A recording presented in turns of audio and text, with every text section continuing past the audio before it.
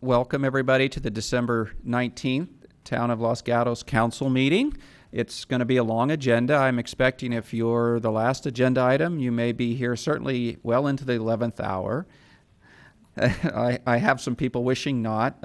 We'll see how we can get through efficiently, but just to set some expectations, could be a long night. So could I have a roll call, please? Thank you and good evening. Councilmember Barbara Spector. Here. Councilmember Mariko Sayak. Here. Councilmember Marcia Jensen. Here. Vice Mayor Steve Leonardis. Here. Mayor and Chair Rob Rennie. Here. Okay, now at this time, let me invite up our pledge leader, who is Noel Hale.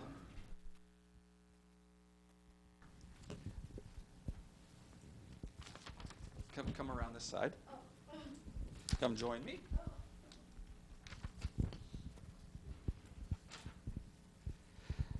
So I have here a little information about Hale. He is a 7th grader at Fisher Middle School, and it says he is a polymath in many disciplines. I'm not sure what that means. Do you know what that means? Yes, I am very good in history, math, science, and I like also PE. Okay, that sounds really good. It also says you're a straight A student in all things achievable in academic circles. Did your mom write this by any chance? Yeah, it seems like she's pretty proud of you, I think. It also says here you speak 3 languages, which amazes me: English, French, and Japanese, and you're currently learning Spanish. That is amazing. My Spanish teacher is a great teacher, and she's really good. And I bet she thinks you're a good student, too. You're also good in coding software outside your current middle school curriculum. That's good to do. Very important in today's world, I think. Everybody needs to be a coder, right? And you're a natural in sports with soccer. I like to play soccer, swimming, tennis, and basketball. You are a really all-around person. Can you also do the pledge? Yes. Okay, well, let me turn it over to you. Okay. Begin. I pledge allegiance to the flag of the United States of America and to the republic for which it stands, one nation, under God, indivisible, with liberty and justice for all. All right, let me trade you. This is a gift for you. So let me shake your hand. Thank you. And then Councilmember Jensen.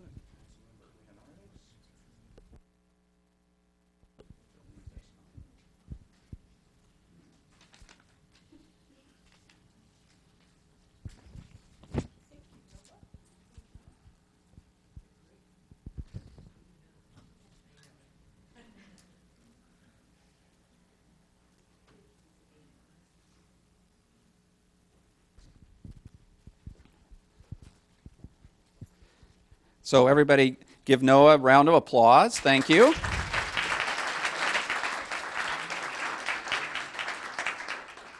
So I know we have a long agenda, but we get to do fun things first. First, we have a commendation for the restaurant called Hana. Is Hana here? So come on up and join me here.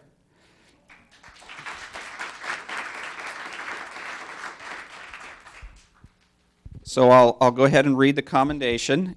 So it says, Hana is a modern Vietnamese bistro owned and operated by executive chef Hana Pham. Opened its doors in Los Gatos in 2013. It's been a favorite of mine and my wife since it opened, actually. We go there all the time. Hana offers upscale, authentic Vietnamese cuisine with a contemporary flair with the goal to cook for and treat their customers as family. Modern Vietnamese Bistro was voted as the best Vietnamese cuisine in 2016 and 2017 by the San Jose Newsreaders' Choice Awards. That's very impressive. Modern Vietnamese Bistro supports local community groups, nonprofits by providing in-kind donations, and supports various downtown events by conveniently offering Vietnamese sandwiches as the little window vendor. So I know I've stopped by the little window, and I think I've seen other council members doing that also. Modern Vietnamese Bistro is especially grateful to be part of the Los Gatos community and to its team of dedicated staff that provide. So now, therefore, let the town of Los Gatos hereby render with special appreciation and commendation to Hana Modern Vietnamese Cuisine for over 4 years of service to the town of Los Gatos. So thank you. Say a few words. Thank you. I'm really honored for this award. I'd like to especially thank you to the Mayor Rob Renner and the Town Council and his staff for considering Hannah. I'm looking forward to a lot more happy days at the town. And, this is like my best Christmas present. Thank you. I'm so blessed. And I want to thank you, the town of Los Gatos, to make me feel so at home. Thank you. Okay, so let's get a picture. Thank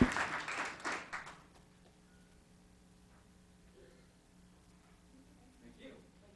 And one more round of applause.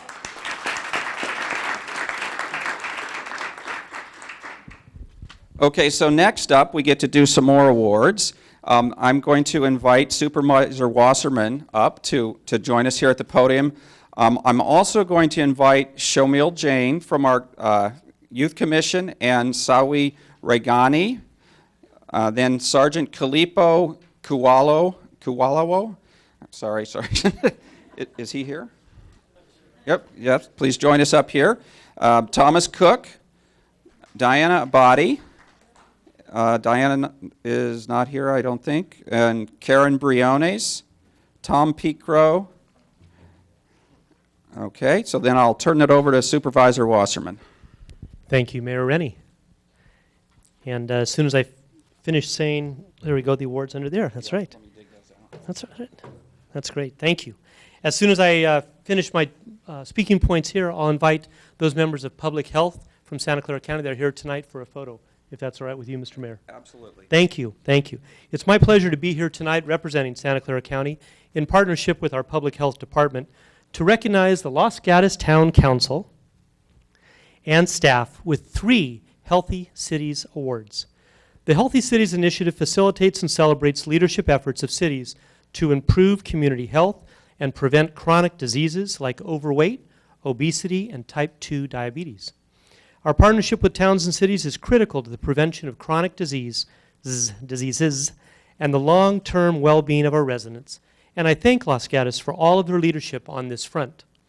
For this award, I'm pleased to present for the first award, I'm pleased to present the town of Los Gatos with an exemplary city award for inclusive and comprehensive health planning and programs, for offering a robust employee wellness program to town staff, because your general plan, updated in 2010, I remember that year, incorporates language in its human services element that promotes public health, physical activity, and healthy lifestyle choices. And because Los Gatos was recently recognized as an age-friendly city by the World Health Organization. And this is the first award here. And Mr. Mayor, who did you wish, there you are, who did you wish to receive these awards? We've got 3 of them to give out. How do you want that done? Well, we've got, how are we supposed to do this? We've got different groups with this, so that health, all at once, maybe? Should we do one big team photo? I think it's one big team photo because we've got number of people kind of involved in the health programs. That sounds good. I'll buzz through this because I know you got a big agenda. Second, I am pleased to present the town of Los Gatos with an exemplary city award for safe routes to schools. Since 2006, yes, agreed. Round of applause. Since 2006, the town of Los Gatos has worked with Los Gatos Union School District and the Public Health Department to build an innovative Safe Routes to School program that has evolved to now become an innovative model for other programs in the county. And the addition of a Safe Routes to School coordinator helped spark a Los Gatos Montessorino Safe Routes to School nonprofit coalition to guide efforts to promote safe walking and bicycling to school. And with strong support from the town of Yes, I got that wrong. From the Town Public Works Department and the Los Gatos Montessorino Police Department, the multidisciplinary team members, which also includes parents, students, and school staff, are continuously working together to create a safer and healthier Los Gatos. And Mr. Mayor, this is award number 2. You're cleaning up tonight. All right. There you go. For that. Round of applause for all those individuals and departments involved in making that happen. And for the third recognition, I'm delighted to present the Town of Los Gatos a Best in Tobacco-Free Communities Award. Los Gatos earned this recognition for taking significant steps to protect residents, visitors, and workers from the harmful impacts of secondhand smoke through the adoption of a smoke-free housing policy and the expansion of existing secondhand smoke protections to include outdoor public spaces, all workplaces, and even ride-sharing services like Uber and Lyft. The county and the town also work together on a tobacco retail permit ordinance, which aims to keep tobacco away from kids and restricts the sale of menthol cigarettes and other flavored tobacco products marketed to children and youth. Of course, good policy takes more than just adoption. It requires strong implementation, enforcement, and compliant monitoring. The town also earned this award due to the actions of the Los Gatos Police Department in performing, and you too, Chief, in performing undercover operations to ensure that stores are not selling tobacco products to youth. And the big finale, in order to accomplish all of this great work, the county has had the pleasure to work with many incredible Los Gatos staff, including Town Manager Laurel Prevetti and her team, the Safe Routes to School program team and partners, the Los Gatos Youth Commission, yay! Town Attorney Rob Schultz, all who have been tremendous partners on the tobacco prevention policy work. Congratulations again for your achievements and for your efforts to promote the public health of all residents, employees, and visitors. I look forward to our continued partnership with the town of Los Gatos, and want to reiterate that the county is committed to supporting you, however possible, as you take on more of this great work. And as I bring out this third award, I'd like to ask representatives from the county's Public Health Department to come on up. Oh, this is nice. That's really nice. Come on up for the photo op. Come on, you guys. Very modest, talented people. Get up here. Good. And we'll do a team photo.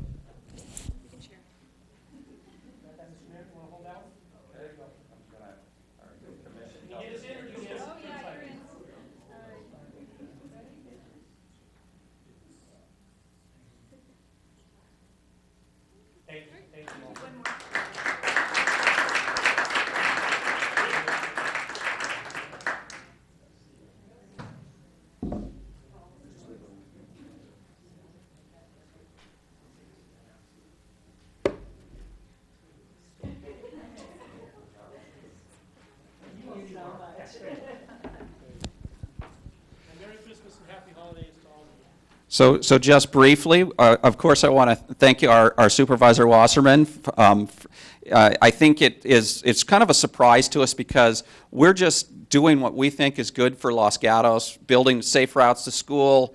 You know, the tobacco, our tobacco regulations just felt like the right solution, and then to actually be, and of course our healthy cities, age-friendly cities, all just seemed like the right thing to do. And then to have the county say, you guys are being exemplary is I think surprising and very nice. So thank you for recognizing us. Very well. It's easy to think about issues and to come up with solutions, but not many people follow through, and then follow through in the manner that you did. And exemplary is a good word. Thank you. Thank you.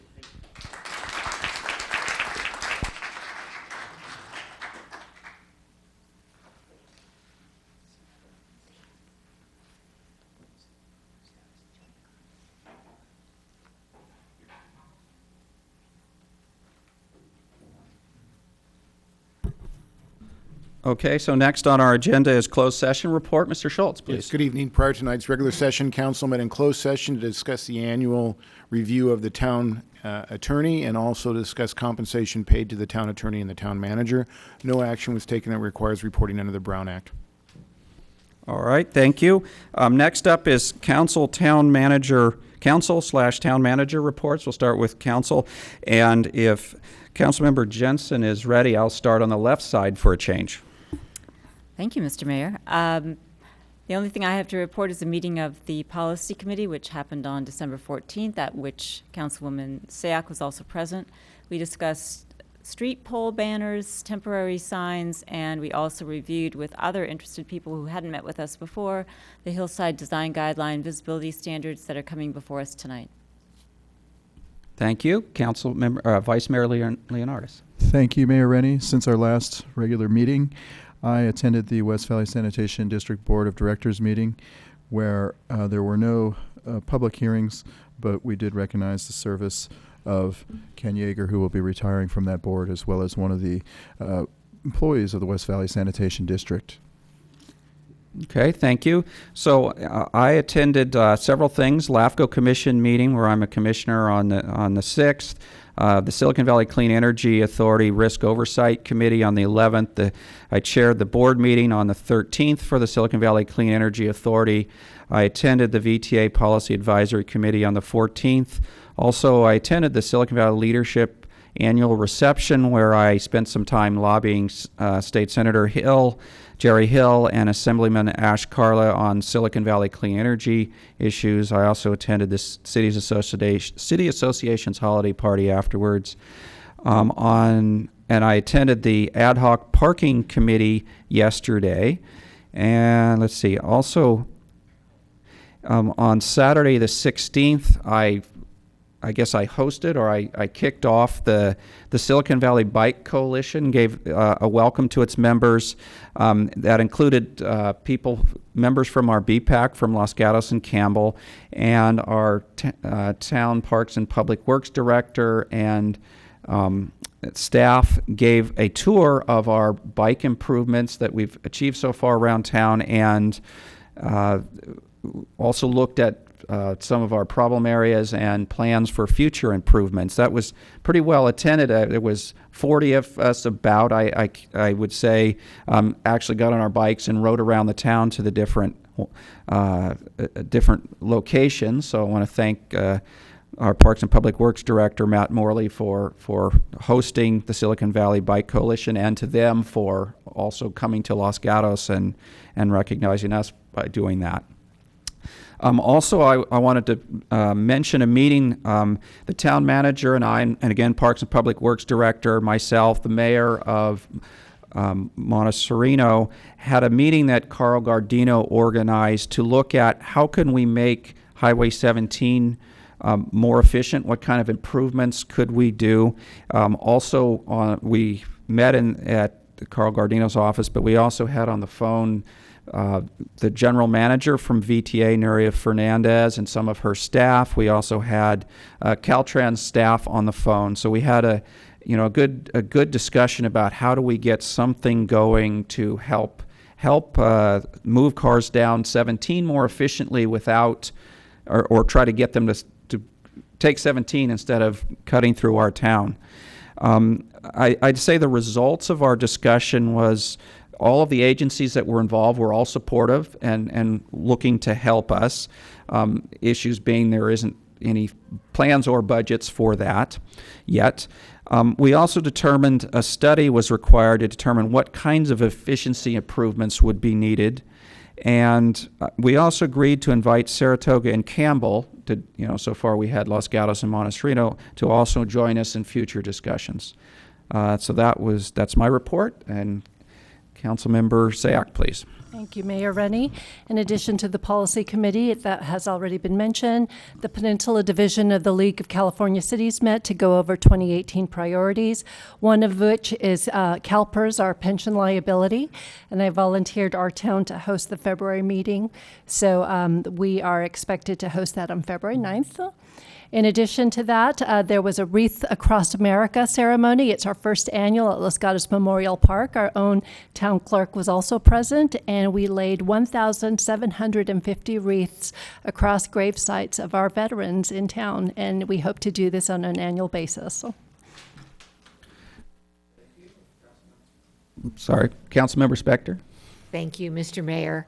As Mayor Rennie said, the Parking and Infrastructure Subcommittee met last night, And significantly, we analyzed the potential cost of the parking garage and related structures, and are going to come back at a future meeting to see how those costs might be met. Thank you. Town manager report? Thank you. I'd like to wish the mayor and council a happy holiday and a reminder that our town offices are closed beginning on Friday, the 22nd of December, and we reopen on Tuesday, the 2nd of January. Our library will be closed the 23rd through the 26th of December, and again on the 31st through the 1st of January. Happy holidays. Thank you. Okay, so next up is consent calendar. Would any members of the council wish to pull an item from the consent calendar? I see none. And I have a card for item number 3 on the consent calendar. Would you like to have that pulled? Okay, so I have item number 3 pulled by a member of the public. Would anybody else from the public wish to pull an item? Okay, seeing none, I'll come back to the council. So we will be pulling item number 3, and we still have items 1 through 14 minus 3 available. Councilmember Jensen. Move approval of the consent calendar consisting of items 1 through 14, excluding 3. Second. I have a motion and a second. Any comments, further discussion? Seeing none, all in favor? Aye. Any opposed? Seeing none, that passes unanimously. So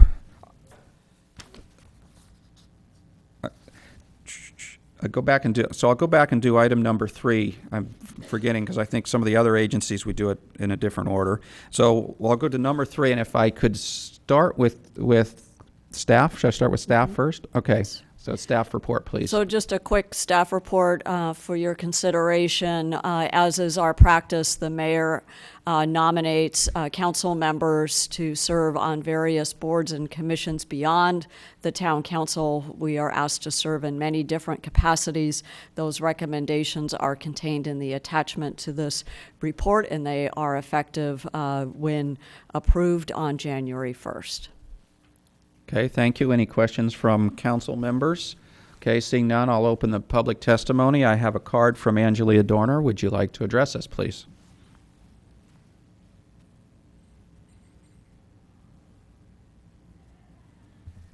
Hello, Angelia Dorner, a proud resident of the Almond Grove. Very quickly, the only comment that I have is that I was surprised to see that the Council Policy Committee is scheduled just as on an as-needed basis, because there were a lot of Policy Committee meetings this last year.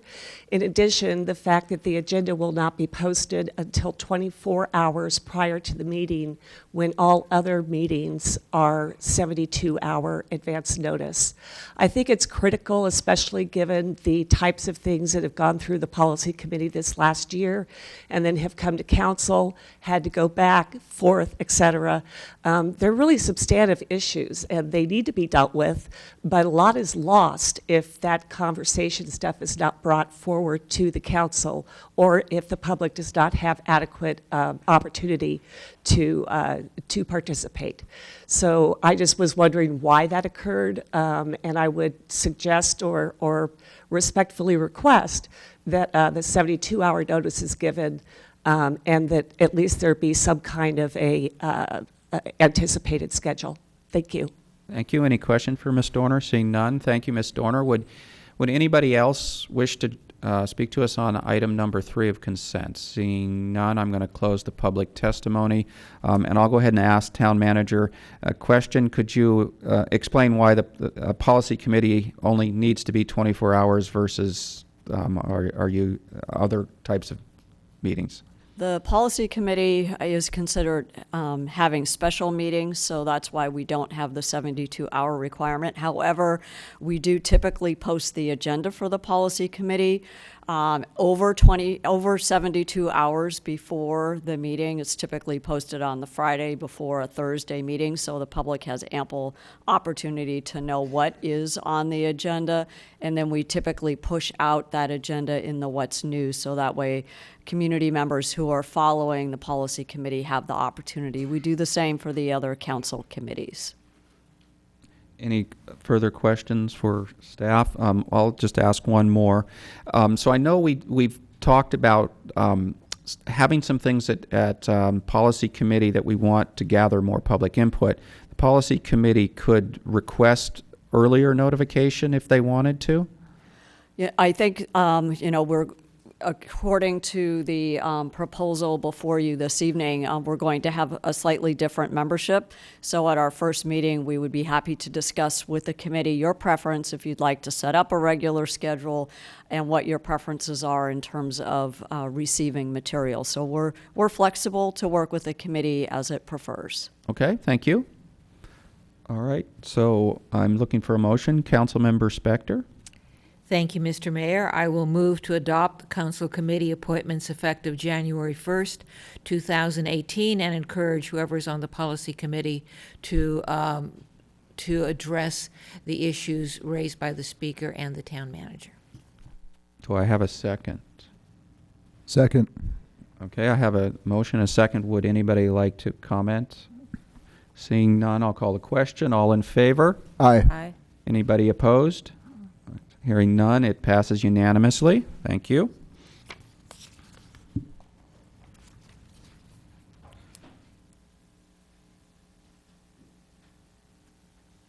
So let me check with the town manager. So we're going to do other business before we do verbal communication? We typically do verbal communications before, so it's your preference, Mayor. If you'd rather do verbal communications at this time, that, I would like to do that. It feels a little odd. okay. So right now I'm going to open verbal communications for anybody who wishes to comment on items not on the agenda. And it looks like I have several cards here. So I'll go ahead and call up Jack Lucas. Mr. Mayor, I'm going to let Trustee Fish, and I'll follow her, if it's all right with you. Do I have a card for her? Yes, I do. So Susan Fish, then we'll let you go first.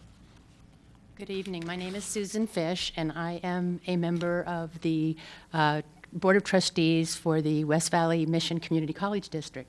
But more importantly, along with my colleague Jack Lucas, we represent the residents of the town of Los Gatos in the district. My purpose tonight is to introduce ourselves and to invite you. We'd like to have you come to campus. We'd like to share a meal with you, have you meet the trustees, and to give you a tour of our campus. There are amazing things happening at West Valley College. And this, what I believe to be the absolute jewel in the crown of all the community colleges, is in our backyard. We have all kinds of resources, all kinds of things for the residents of the town of Los Gatos that are happening. And I won't steal Chancellor Schmidt's thunder, but that's our hope, is that we can partner with you so that we can more effectively meet the needs of our constituents, to let them know what's happening at the colleges, to let them know what's happening and available for our town members of all ages. I and my family have personally benefited from West Valley. I graduated, my two daughters graduated, and my husband taught organic chemistry for 26 years. So there's a lot there for all of us of any age, and that's what we want to do. And as a trustee, my goal is to keep the college relevant, available, and affordable. And I'd like to turn the mic over to Trustee Lucas. So let me see if anybody wants to ask a question of you so far. Does any member of council wish to ask a question? I do have a question for you.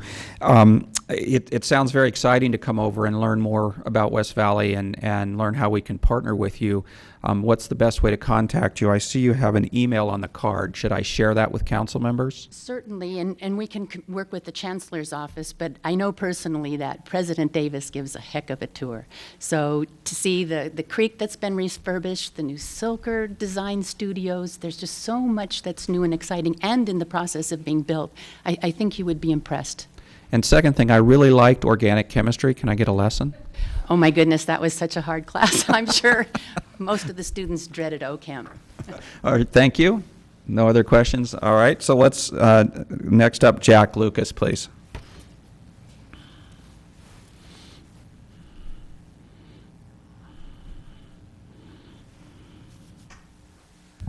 Thank you, Mr. Mayor, members of the council. We're back on our schedule now. There are three of us here. My name is Jack Lucas. I live at 17171 Xena Avenue in Monte Sereno. Before I give you my part in this little performance that we're putting on, I'd just like to go into the past. For 20 years, 5 terms, I served on the Monte Sereno City Council. I was the mayor 5 times. I know what you go through. I found it rewarding, but what I really enjoyed about my term in municipal government was the interaction we had with Los Gatos. The merging of the police departments, building, safety.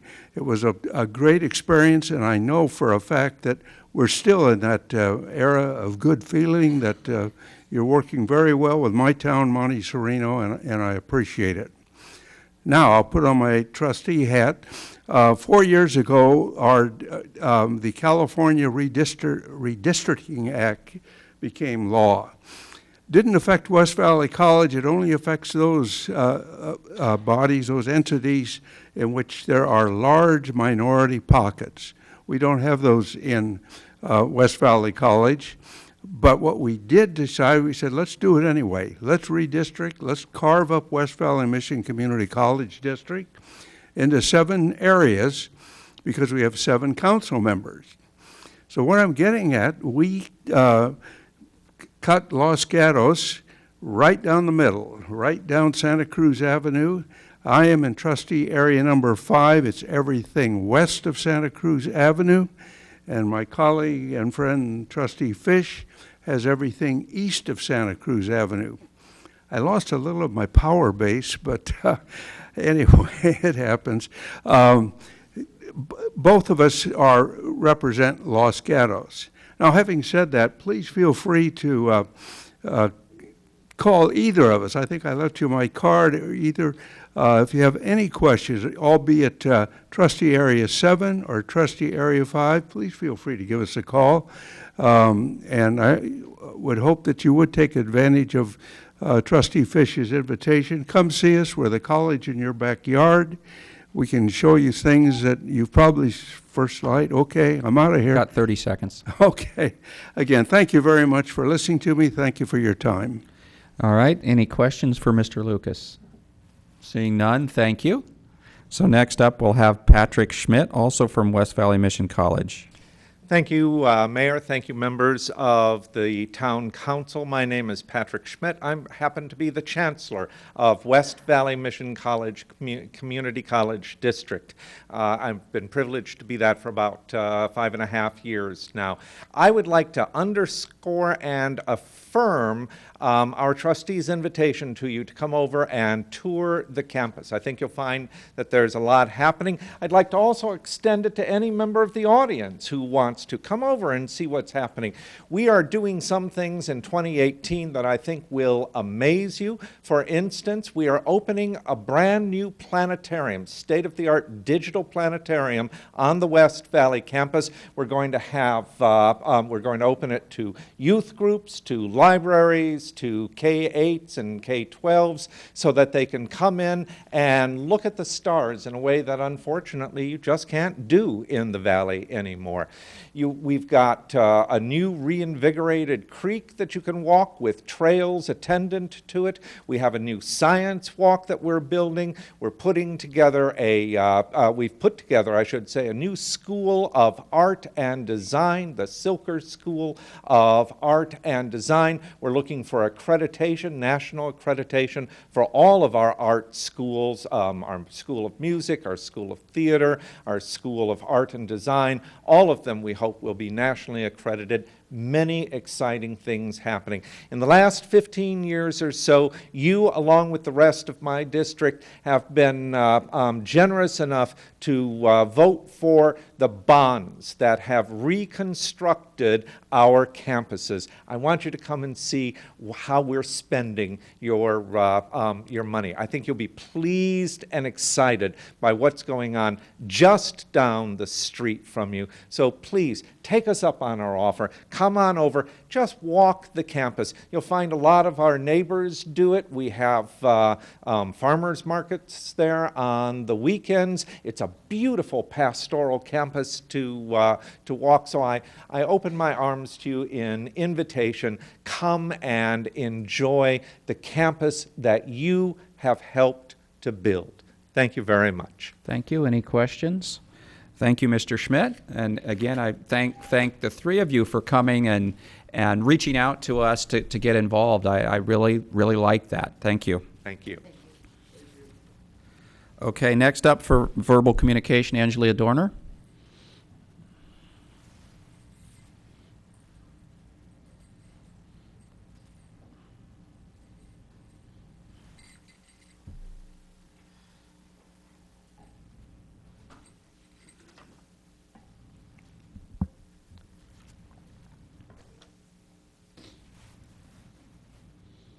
Hello, Angelia Dorner, proud resident of the Almond Grove.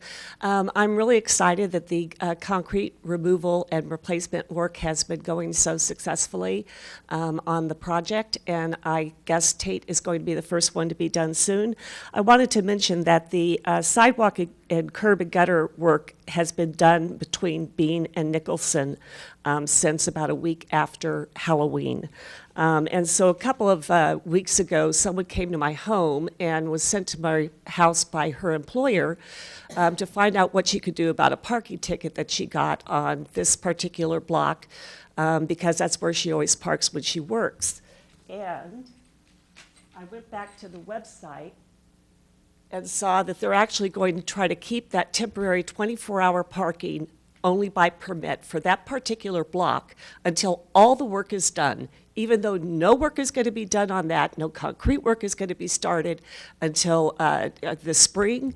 It just makes absolutely no sense to me. And I think there's a huge disconnect, similar to the disconnect that Alex Holt mentioned before about special events, vitality, and our town.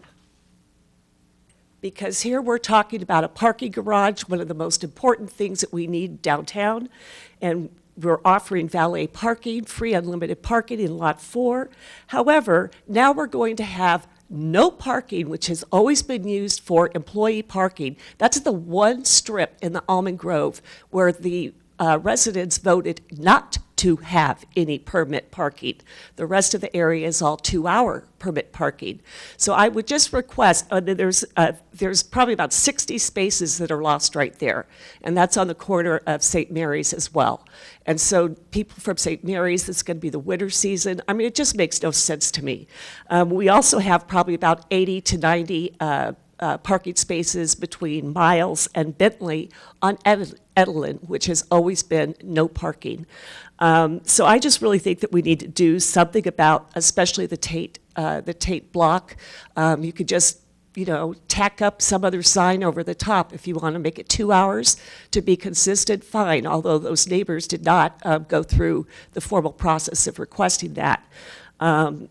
But I just think it's very, very unfair. And then the other last thing is that tonight, wow, something's going on at St. Mary's because it's like crazy. But at the corner of Tate and Bean, there's a huge blinking sign. Now, we can't put up signs in advance of doing special events. We can't put up signs in advance of doing closing the ramp. But we have a sign up there now that says Tate will be closed for road work. It's blinking. Use alternative routes from January through September. Now, I just really just don't get it, why we are closing off the street for parking and trying to put all this going Thank on you. when there's nothing that's going to be going on. Thank you. Any questions for Ms. Dorner? Vice Mayor Leonardis. Thank you, Mayor Rainey. This is just a question for staff, if they could address Ms. Dorner's questions regarding this parking situation and get those answered. I have received many correspondences from her in the recent past about this same issue, especially with the parking along Tate and Bean. We will make this a council referral and look into it and get back to the council. Thank you. Okay, so I have no more cards for verbal communication. Would anybody else wish to speak to us on an item not on the agenda?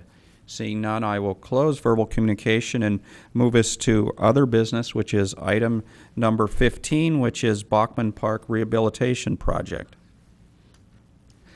And turn it over to staff.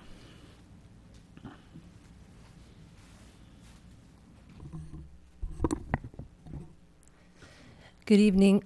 Good evening, Mayor and Council members. Lisa Peterson, Town Engineer. I'm here tonight to talk about the Bachman Park Rehabilitation Project. Specifically tonight, my main focus is going to be on the proposed design scope. I did want to go over a couple of points on the background.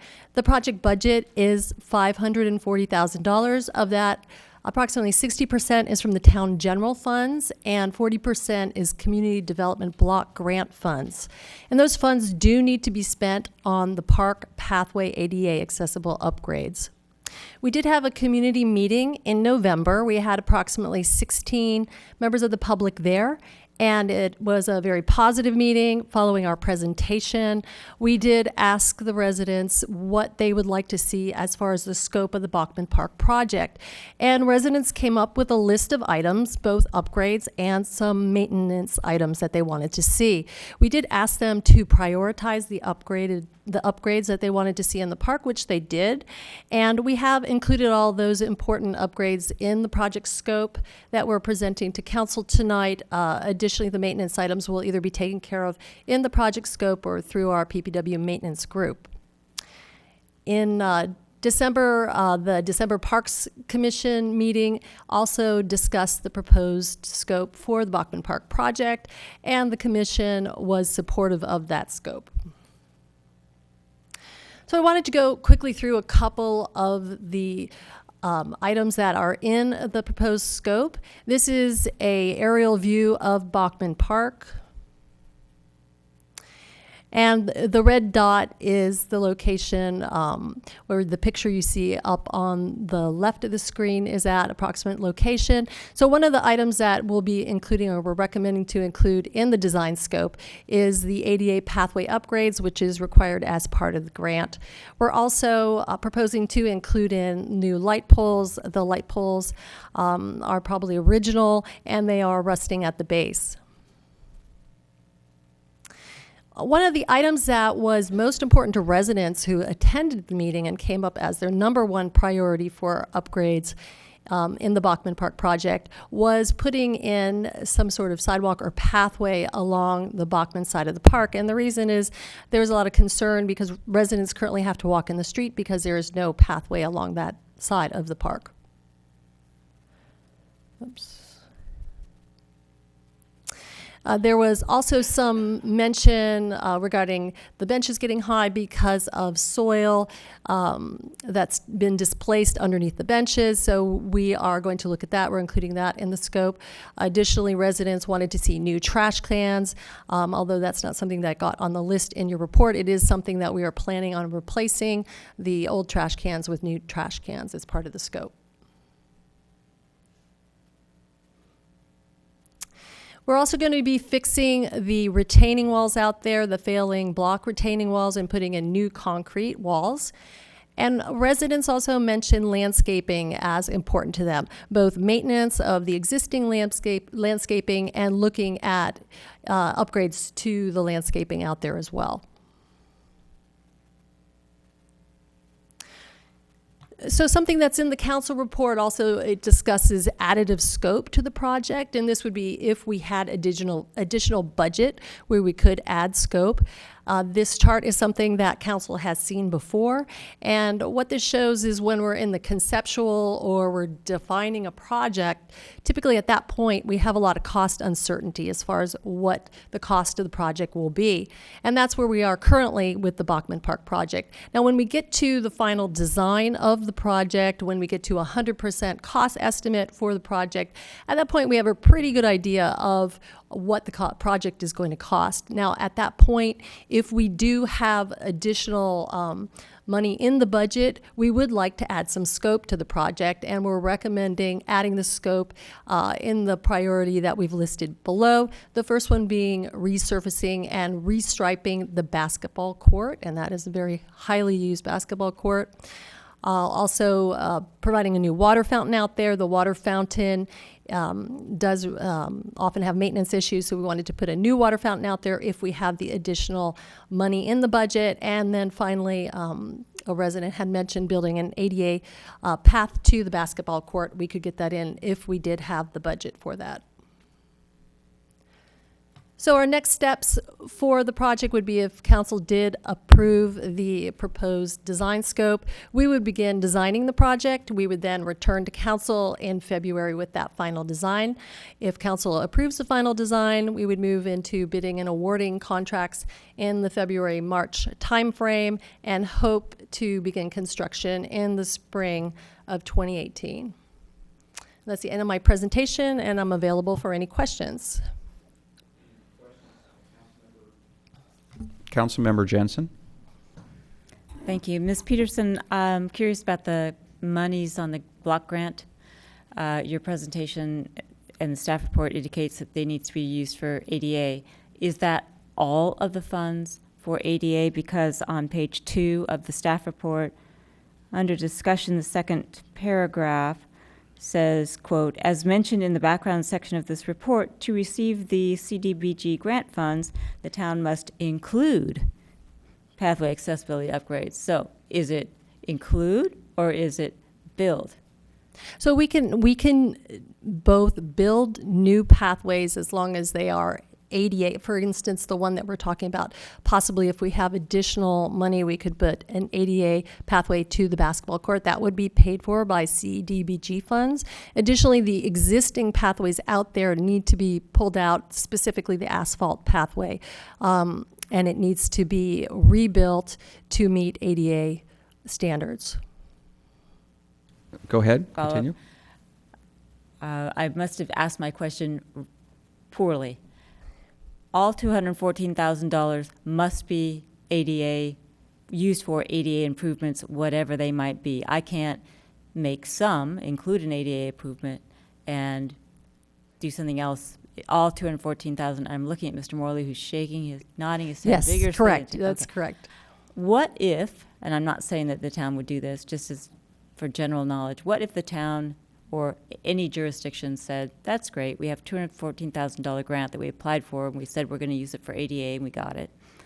And we don't do that, because if you look at the community meeting, I'm not saying that I agree with it, but there's zero votes for ADA. So then what happens? Can the town then take that $214,000 and use it at a different park? Or does it have to be here? So the grant funds have to be spent by fall of 2018, so we would not be able to use it for another project. I would say that when residents were voting, which you see on page 3 of your report, what they were specifically voting on was building an ADA path to the basketball court and to the benches. What we had told residents during the course of our discussion is that there were certain items that we needed to include in the project, and one of those items was rebuilding the pathways to make them ADA compliant. So that was never actually voted on by residents. We asked them to provide additional upgrades they would like to see. Okay, thank you. Additional questions? Vice Mayor Leonardis. Thank you, Mayor Rennie. Ms. Peterson, was it ever considered that a restroom be added to this park? And why not? When we were at the community meeting, that was something that the residents were very vocal about. They said they absolutely did not want a restroom at Bachman Park. I think they have some concern about it changing from sort of a sleepy neighborhood park to a park that maybe will start attracting a lot of other people from outside the area and maybe have undesirable activities happen around the bathroom. Follow up, go ahead. I guess if, my feelings about that are if you're going to be expending, upwards of $500,000 in public funds, it should be open to the public and not just a few homes surrounding the park. So I would want it to be more useful to everybody, because it is public funds and it is in our community. Okay, further questions? Councilmember Sack? So, Ms. Peterson, if I could follow up on Councilmember Johnson's question. So with the tracking of the 214, that's for ADA accessibility, once we get our bids in and you're actually paying out what's being constructed. If there's a cost saving and we're able to look at either the restriping or the new water fountain, that 214 that we get from CDBG funds, is that strictly just for accessibility, even if the contract or the bid comes back lower than we anticipate? Yes. So how would we then expend those funds so that if everything comes back lower? So at this point, we believe we're going to expend all of those funds for the pathway. The pathway project is expensive. It is, okay. Okay. But what if? So is that then set aside for other ADA, or that we just lose that? We would lose it. Okay, thanks. Okay, further questions? All right, seeing none, let me open public testimony on this item. And I don't think I have any cards. Would anybody wish to address us on this item? Seeing nobody rushing forward, I will close the public testimony and come back to council. Oh, we do have someone rushing forward. So, Mrs. Lee Quintana, you can fill out your card afterwards. We know who you are. Lee Quintana, 5 Palm Avenue. I'd just like to comment about the issue of the park being available to just beyond the immediate neighborhood. And I'm going to talk about an incident that happened many, many, many years ago when we first moved to Los Gatos. There was a volleyball court there, and it was very popular on the weekends for people to play volleyball. And they came not just from the area immediately around Bachman Park, but from other places in the town. The neighbors complained, and there was a council hearing, and the issue was that this court was attracting people from outside of the area, and they didn't like that, and by that they meant San Jose and other areas. And they showed lots of slides to prove that. Turns out that the person they were concentrating on was my husband, who lives 4 blocks away. However, that volleyball court was eliminated, and we were told that it would be reevaluated in a year. It never was. So I guess what I'm saying, please keep an open mind, keep the park open. Thank you. Any questions for Ms. Katana? Seeing none. Would anybody else wish to address us? Seeing none rushing forward this time, I will close the public testimony and come back to council for further questions, discussion, a motion. Councilmember Jensen. I'm just going to try a motion, if I might. And my motion would be to approve the scope elements for the project, and by that I am meaning those bullet points that appear on page 4 of 6 under proposed scope. And I'm assuming that when the design comes back, in theory, those can be adjusted if need be based on budgeting and design, but those are a general scope. So that my meeting is assuming that, my motion is assuming that. That we authorize the preparation of plans and specifications in alignment with the scope, that we authorize the expenditure and budget of $214,537 for the block grant for ADA access improvements, and we authorize the transfer of that money from the grant to the rehabilitation project in our budget, and that we authorize the town manager to execute the community development block grant agreement with the County of Santa Clara. And I'm just going to add a comment to my motion. I completely agree with the Vice Mayor. This is a public park for use of the residents of Los Gatos and whoever else wants to come and use that park.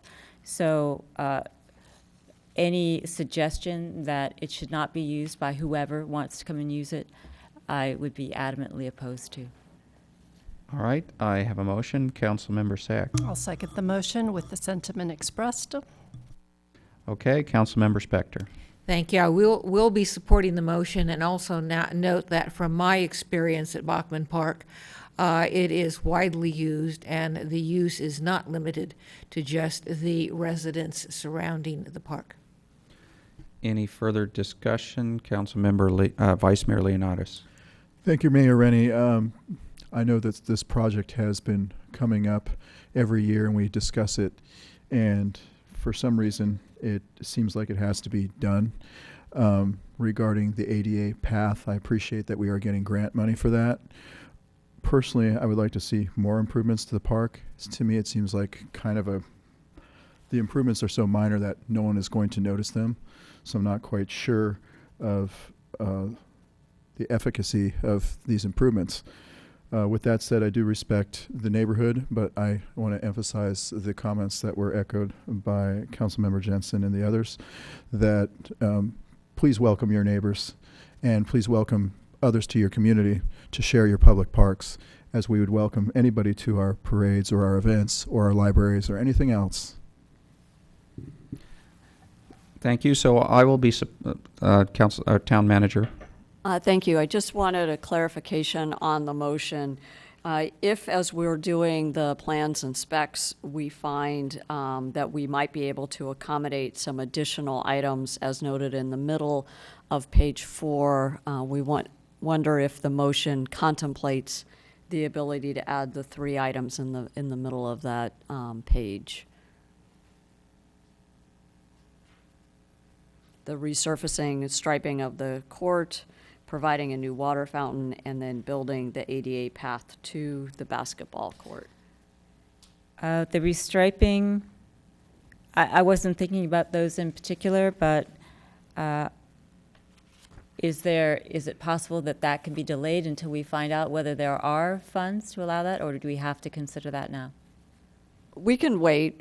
I think we were just looking at if we had the authority to include them in the plans and specs, we might be a little bit ahead of ourselves. That way, when we do go out to bid, if we get the cost estimates for those extra items and it turns out we can afford them, then we would have already done those plans and specs. So, as the maker of the motion, I was not intending to include those. I would rather wait because I'm hearing some different ideas about how extra funds might be used. Okay, thank you. Okay, so there was no changes, so I don't need to check in with the seconder. I would say that I'm going to support the motion. As Vice Mayor Leonardis said, this has come back to us several years in a row, so I'm sure that it is well thought through and it has been to the community several times, so I'm sure that it is a well planned out project. So I'll go ahead and call the question. All in favor? Aye. Aye. Anybody opposed? Seeing none, passes unanimously. So that's item number 15. We'll close that and move on to item number 16 of other business, which is to authorize the town manager to seek proposals to produce and manage the park summer concert series held on the Los Gatos Civic Center lawn each June through August, formerly known as Music in the Park. Staff report, please. Good evening again, Mayor and Council.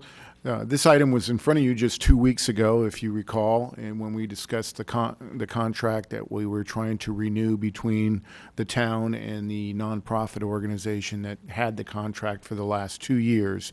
If you recall, there were a couple of sticking points that staff had with the organizer, nonprofit group, and those had to deal with, they were requesting $5,000 additional funds in security, and also a waiver of the no alcohol policy in the lobby of the council chambers.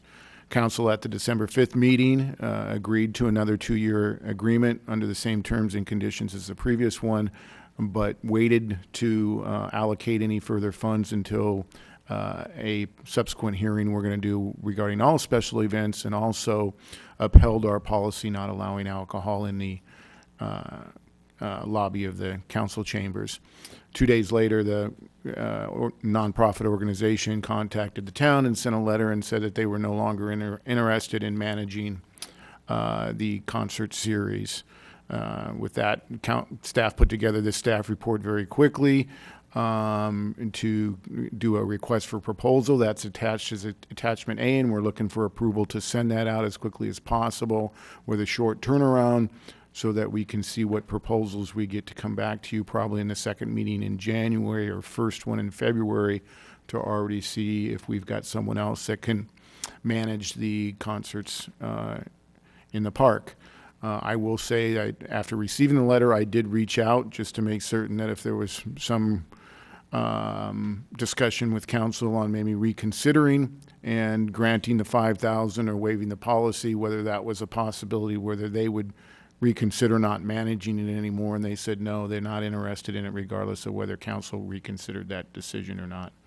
So with that, really the only alternative, well, there's an alternative of not doing anything, but the staff's recommendation is let's send out a request for proposal and see what we get. The other one would be not doing anything, and possibly staff would have to come back to see if there was still interest in seeing what those resources and costs would be. Okay, so I do have a question for you, Mr. Schultz. In here you talked about options. One is issue a request for proposal. The other would be, I guess, the town produce, manage, and coordinate the music in the park. So one of the things that's key about making this affordable is all the sponsorships. So my question is, if the town managed it, we're not able to take sponsorships. Is that correct? So maybe you can answer what kind of combination agreements between town and somebody else allow us to take sponsorships?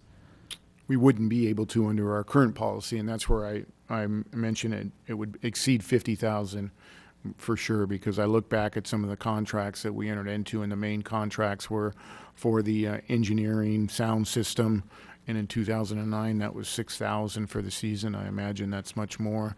And then for the 10 concerts, you're paying anywhere between 1,500 to 5,000.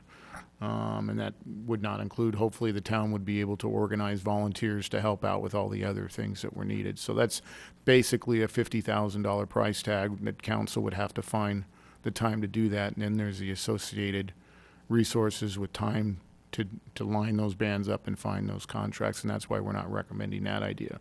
As opposed to if you do the RFP and a nonprofit moves forward, or even a for-profit, they're able to go out and find those sponsorships to pay for those concerts or pay for those sound engineer as part of the sponsorships. Okay. Certainly the other alternatives, the council could relook at their sponsorship program and allow the town to partner with sponsorships, but currently we don't allow that. Okay, and since it's just occurred, there's probably a lot of sponsors available now, but the longer we wait in years, they may disappear. Any further questions from council members? Okay, seeing none, let me open this up to public comments. I don't have, wait a minute, I do have one card on this item. Angelia Dorner, we'll start with you, please.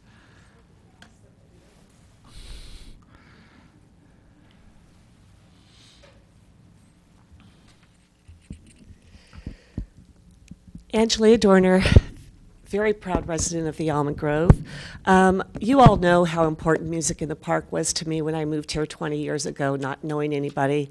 And I just really hope that there's some way that we can find a way to continue this fabulous, fabulous event. I also wanted to let you know that I recently completed the CERT training, which is the Community Emergency Response Training. And when this was being discussed 2 weeks ago, I started thinking about, well, there's a lot of people in CERT that would really like to be involved in something, more things in the community, especially if we don't have to wait for a disaster. It will also give us a better teamwork environment if we did more things. So I actually contacted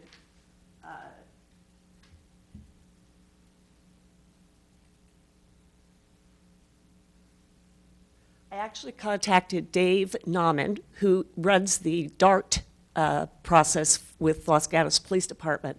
And they actually did the security, traffic control, first aid, et cetera, for the last dance in Oak Meadow Park. But then obviously they were not involved with anything at the other 10 concerts. So anyway, I talked with him about that, and I just wanted to let you all know that this might be a perfect opportunity for CERT and DART. CERT people could get more involved with DART and become DART trained as well. Benefits to Music in the Park would be traffic control, could have a first aid booth, could have lost parents being found, direct contact with LGPD and the fire department. And benefits to the town would be volunteers, and volunteers who want to make the commitment to the community, increase community exposure and DART CERT participation so that we can actually promote the entire program, and also to develop a community-wide response team harmony, because the more that we end up working together, the better we can respond to some kind of a disaster should it occur or any other event. So I just wanted to let you know that I'm volunteering my time to coordinate with the CERT folks and some of the CERT people that I've already started coordinating things with, as well as with the DART people, to see if it's something that you guys are interested in having me/us pursue in connection with music in the park. Thank you. Any questions for Ms. Dorner? Okay, seeing none, thank you. So I don't have any other cards on this issue. Would anybody else wish to speak to us? Seeing nobody rushing forward, I'll close the public testimony for this item and come back to council for questions, motion, discussion.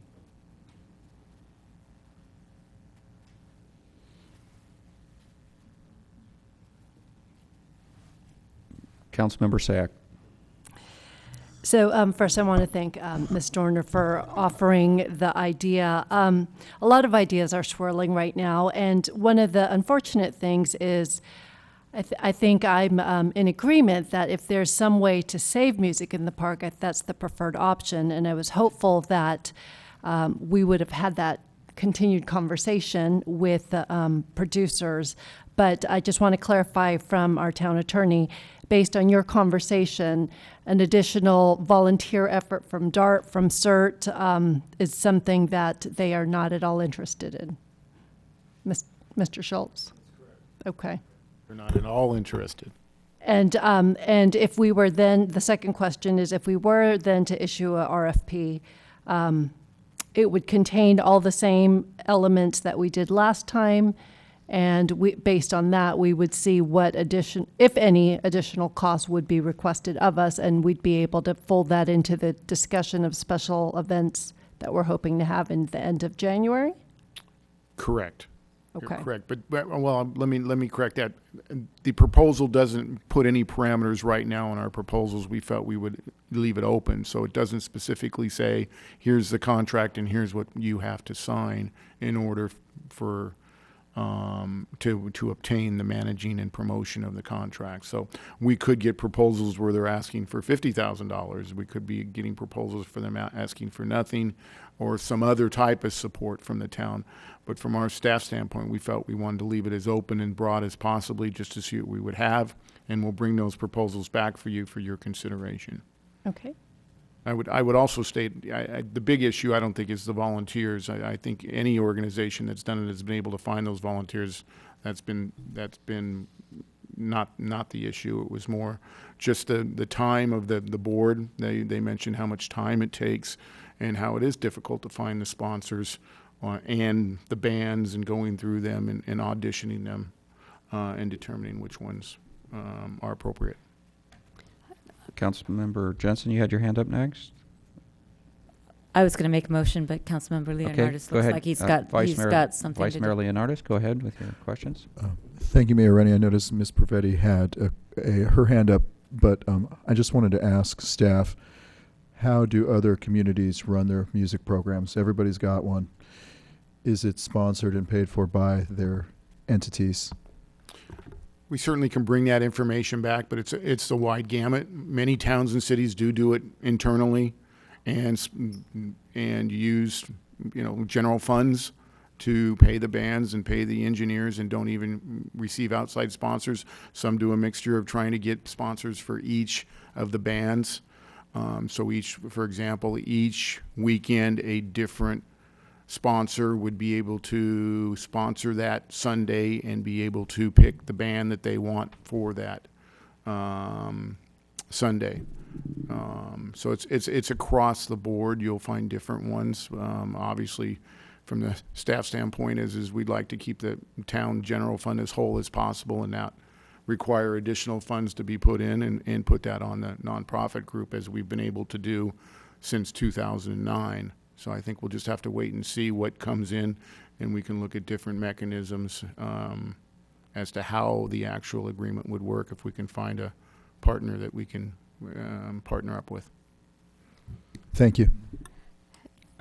Town Manager? Thank you. I just wanted to add that for other communities, it's entirely run and operated by a business improvement district or a downtown association or some other entity. And maybe there's a community grant that a city or town would provide. but it's pretty much all a private enterprise. And then I just wanted to clarify the timing. In the draft RFP that's attached to the report, we are proposing that all proposals would be due on January 24th, which would mean we would have the results for you the first meeting in February. We may have preliminary information in time for the January 16th meeting when we discuss events more broadly, but we figure we should give proposers about a month or so to respond given the holidays. Okay, so I'll ask a question. Is there any downside to us going out and doing an RFP? I mean, is it a lot of staff time?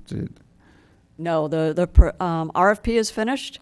All we have to do is post it and promote it and push it out, and we would encourage anyone else to help in that promotion so we get as broad a response as possible.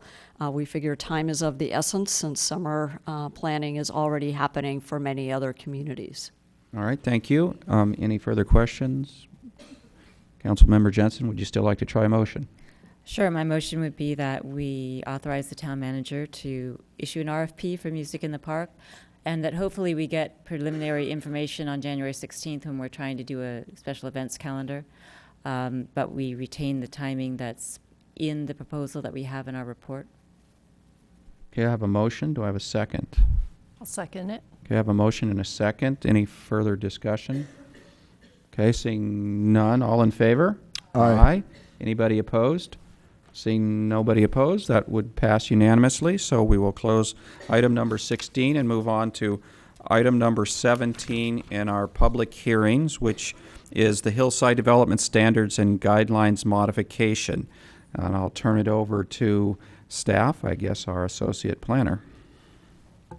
Good evening, Mayor and Council members. The Hillside Development Standards and Guidelines were adopted by the Council in January of 2004. Over the course of 3 meetings in 2015, the Planning Commission considered amendments to Chapter 2, Section B of the guidelines regarding the visibility analysis. On February 2nd of 2016, these proposed amendments were considered by the Council and returned to staff for additional analysis. Staff felt that it was appropriate to forward the direction from Council to the Policy Committee for their additional review. The Policy Committee held 5 separate meetings this year to discuss the modifications. The committee met most recently on December 14th, where additional modifications were recommended.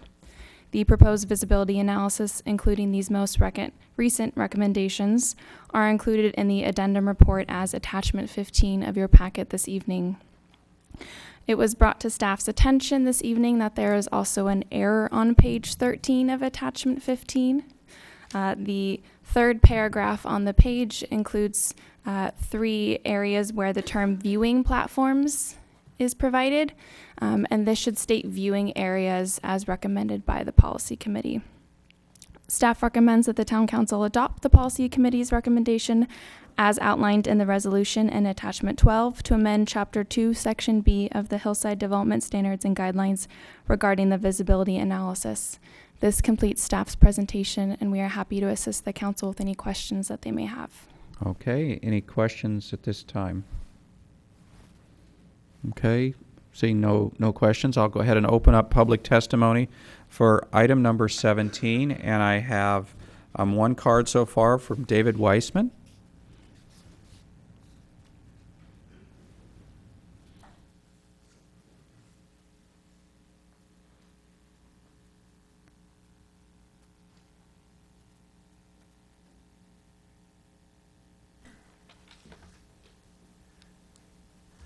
Evening.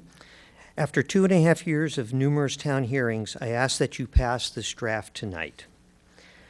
I now ask that you turn to numbered page 14 in attachment 15, step H. The proposed language could be more clear with the addition of 6 words as follows. H. A deed restriction shall be required that identifies the on-site trees that were used to provide screening in the visibility analysis and requires replacement screening, and here are the 6 words, in the same location or near, pursuant to the Hillside Development Standards and Guidelines and or the Tree Protection Ordinance if those trees die or are removed. I also have a related issue. Over the past 10 years, the town has had 4 different consulting arborists, and as expected, they each produce a slightly different tree report. Those differences generally don't affect the decisions made by the reviewing bodies, except in one important situation. The 2 current arborists do not use intermediate gradations. A tree is either in poor or fair or good condition. Neither assigns intermediate grades such as fair poor. With one arborist, this is not a problem since he also assigns numeric scores which fit fine with the staff draft, where any tree with an overall condition rating of greater than 50% can count as a screening tree.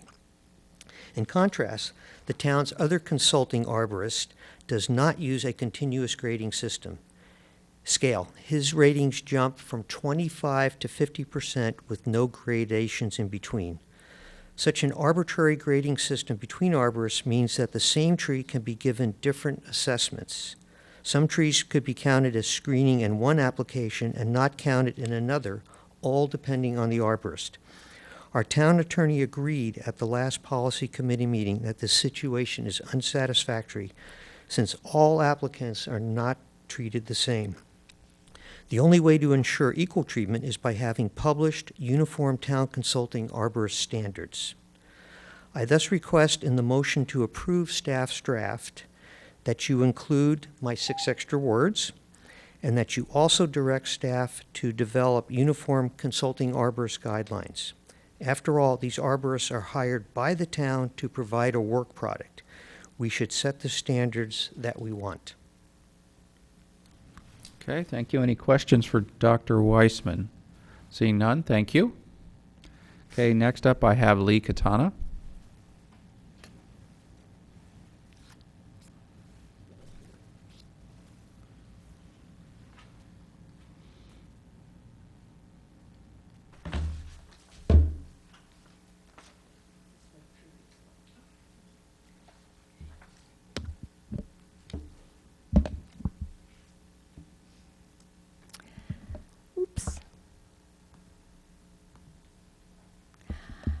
Lee Quintana, 5 Palm Avenue. Good evening, and I hope you have a good holiday after today for the rest of the year. Actually, 2 of my comments have already been addressed, so I'm left with 2. On the middle of page 14, it states that the locations of viewing areas are shown on the map on the next page and are as follows. I would suggest that while the map indicates that it's a viewing point and that the viewing area is within 500 feet of that point in all directions, that's not clear in the text. So I would suggest that you consider clarifying the list so that it states that it is the origin of the points for determining the viewing area, i.e., the area is 500 feet in any direction along a public street. I don't think there are any parks within that area or other public spaces, but if there were, I would suggest that that also be considered visibility from public spaces. Lastly,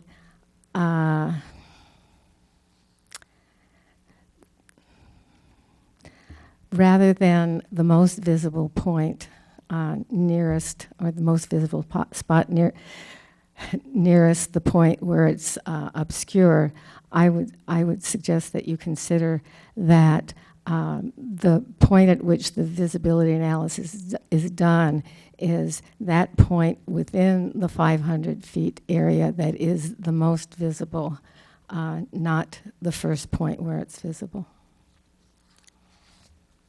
That's it. Okay, thank you. Any questions for Ms. Quintana? Seeing none, thank you. Okay, so I have no other speaker cards on this. Okay. I see them arm wrestling to see who's going to come forward.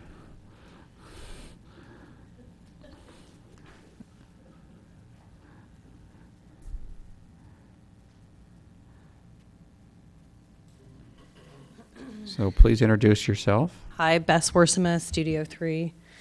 I'm kind of pseudo-representing a bunch of our local architects, as usual. And I just wanted to bring up that at the most recent policy committee meeting, I was very appreciative on the behalf of the local architects that language is added to, or I believe was added to suggest the nearest unobstructed view within a 500-foot radius.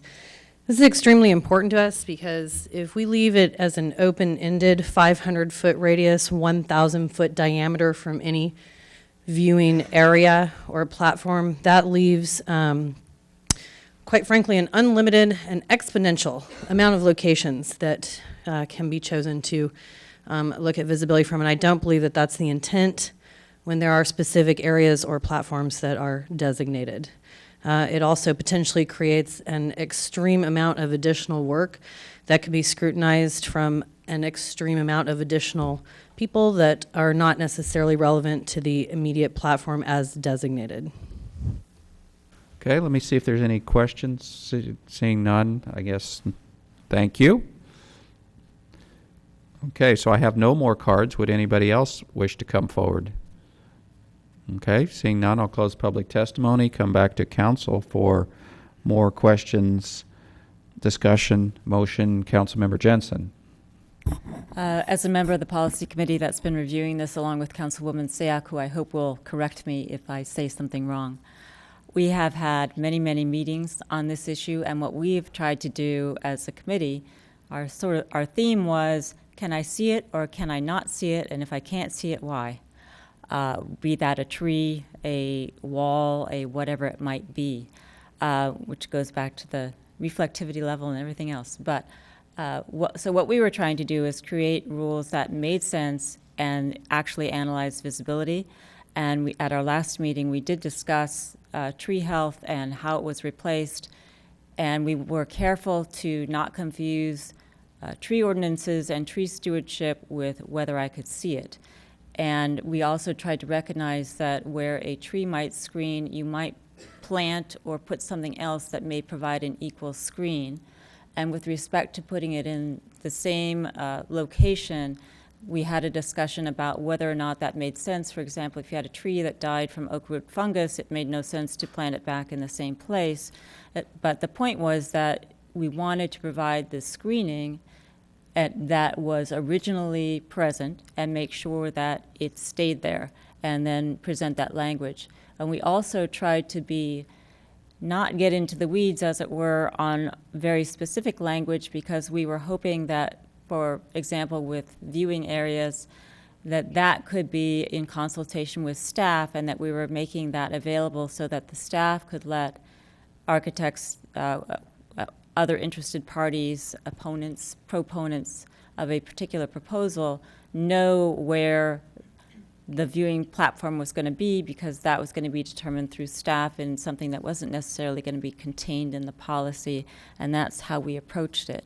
The reason that we broadened those viewing platform areas is that there are some platforms in town, I think that we all know, where, for example, the one I use all the time is Los Gatos Boulevard and Blossom Hill behind the Chevron station. If I stand behind the sign, I can't see anything. So what we wanted to make clear was that you move from behind the sign and then take your picture at the nearest point where I'm going to be able to see those story poles. So what we were trying to do, hopefully, is incorporate different ways that could be clear for all those who are interested in making this analysis or criticizing the analysis or analyzing the analysis, had a framework that made sense where they could do that, and that's why you have the proposal that the policy committee has brought forward today. Okay. Councilmember Spector. Question of staff and then a comment of staff. There was a suggestion made that there needs to be arborist standards, that there are different grading systems. Does staff have any input on that? I was quoted, I'll say, I was talking more in general. I think all consultants that we have, whether they're dealing with traffic, whether they're dealing with trees, whether they're dealing with a visual analysis, should be consistently have standards so that they're all consistent, because there could be that discrepancy between one or the other. But I don't recommend that the staff, at least from my standpoint, but you can ask them, you just did your priorities and goals, and certainly preparing standards for an arborist or another one isn't necessary, but I think staff can talk with their arborist to see if there's anything we can do to make them as close as possible. And maybe when we go out for further consultants, we can put that into the contracts with them. And that's at least where I'm coming from. I don't know if Joel has anything else to add. I don't have anything else to add. That hits it perfectly. Thank you. So if I understand what staff's saying, it's you agree with the concept, but rather than change the wording, do it on a staff process basis? Okay, then the other comment, this is a comment, this is on the section H, and this is my English thing. It says if they die or are removed, I would prefer when this goes to motion that they would be replaced by the trees, or these trees, those trees, so that it refers back to trees, because they could refer back to guidelines as it's currently written. Okay, so I'll ask a question of staff. Councilmember Jensen described, I think, a good process, but if you could describe the way you think it is, in terms of the concerns of, we've decided we don't want to pick one spot for viewing because there might be a sign in front of it. So we're now asking people to be smart and move a little bit. But it does bring up the concern that, well, if you can move anywhere within 500 feet, and let's say we have a house that's right on the edge of becoming visible enough to trigger the next issues, you might have an opponent say, well, if I move to the left, it becomes 0.3% more visible. How do we prevent that kind of, I don't want the Planning Commission to get hung up on something of that sort.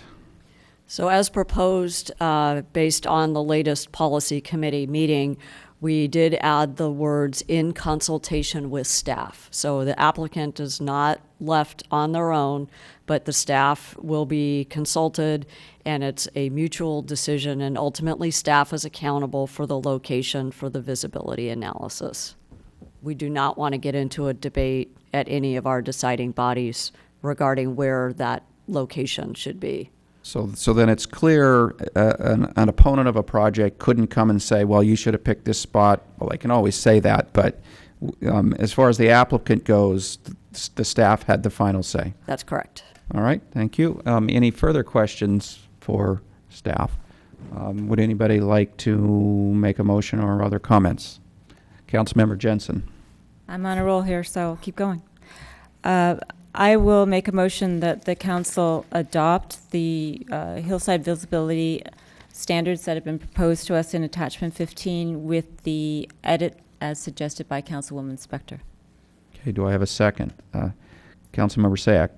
Since I'm on a roll as well, I'll second the motion. And this is not a part of my motion, but just ask staff to make note that when we do go out for our next RFP for our consulting arborist, that we look at some consistency guidelines so that the issues that were raised can be addressed in that procedure. Okay, so I have a motion and a second. And Councilmember Spector would like comments.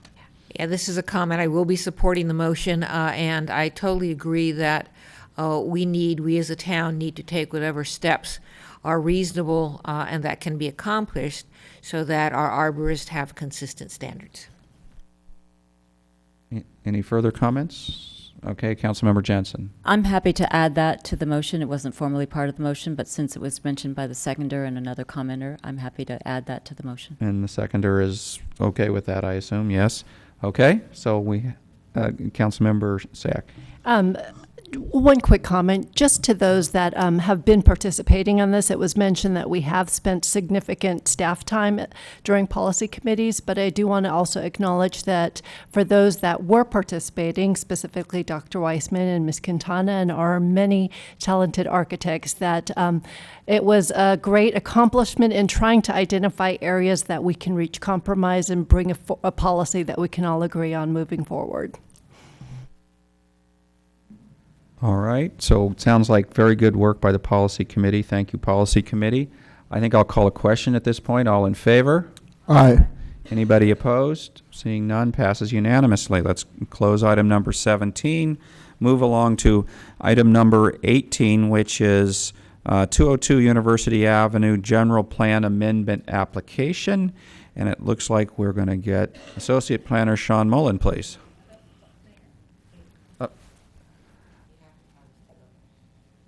Oh, yes, and yes, before we start, does anybody need to recuse themselves? Councilmember Sack. Yes, I live within 500 feet of the property. Same here. All right, thank you. We'll call you back when we're finished.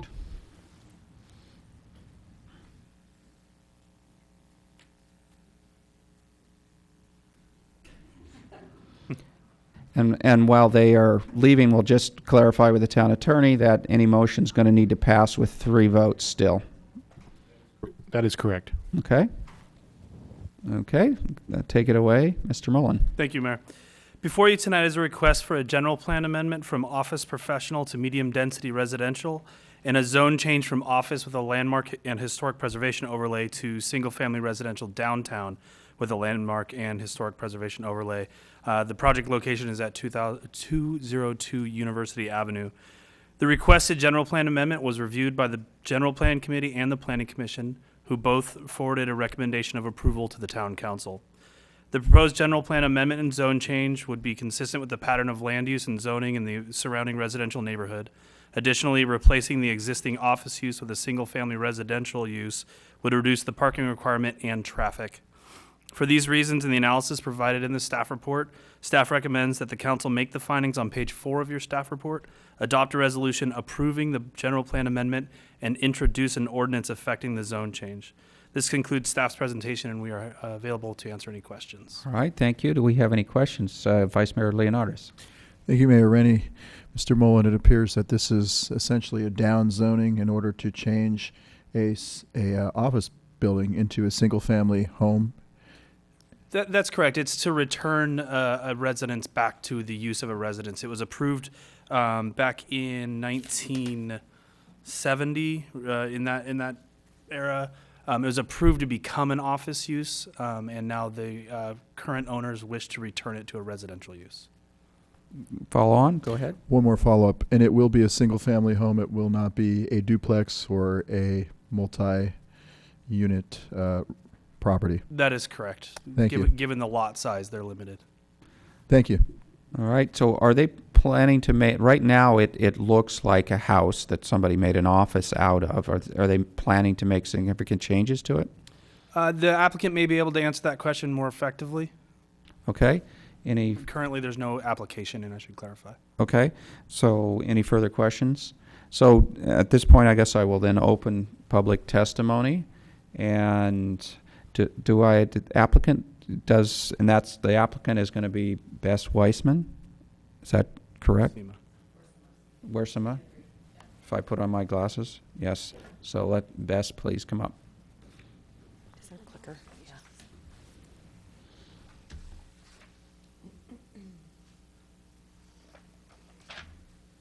Thank you. Good evening, Council. I'm Bess Worsima, Studio 3, the architect for 202 University. As Sean mentioned, we have an application to return this piece of property to residential stock and also maintain its landmark and historic status. Just a little bit of information about the project and project data that may help to answer, Mayor Rennie, some of your questions about what could be there, what is there, and what is proposed to essentially be there in terms of size and scope of home. So proposed and allowed in an R1D LHP is obviously around a 2,163 square foot single family home.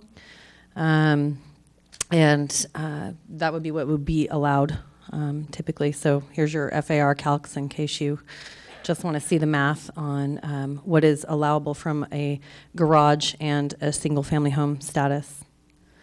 As you know, this property is surrounded by what looks like and is a lot of single family homes. Here's just a collection of pictures of the immediate neighborhood showing largely single family homes throughout. all around. Again, it's just consistent with the neighborhood. This is the current building. It was used as a lawyer's office for a while and is currently being used by a therapist. And it, as you can tell, it looks like an original, beautiful Italianate Victorian home in downtown Los Gatos. And our intent is to, again, keep it as a single-family home and a single-story home on this corner. These are the views. It is a corner home, so, I mean, as you know, it takes even further scrutiny from both a historical and a residential standpoint in any proposal that would be forthcoming. The rear of the house is currently, or rear of the lot is currently a large parking lot, and there's some ADA ramps, redwood ramps, that have been added to accommodate business use. It was transferred to business use in 1978, and the intent is, again, to return it to its single-family status, which I believe is actually consistent with the general plan and zoning ordinances. This is the existing floor plan, and roof plan is on the left, floor plan is on the right. You can actually see that it has a very consistent, for the era of the home, residential floor plan, not office floor plan. There's a couple bedrooms or parlor in the front, a couple bedrooms on the side. There is an existing kitchen and an existing bathroom in the home. These are existing exterior elevations of the project. Sides, rear. This is just a little bit of a sneak peek at what our intent is to propose for a future project on this home, to keep it in its Italianate Victorian character, keep it as a single-family home with a detached garage. Do you have any questions?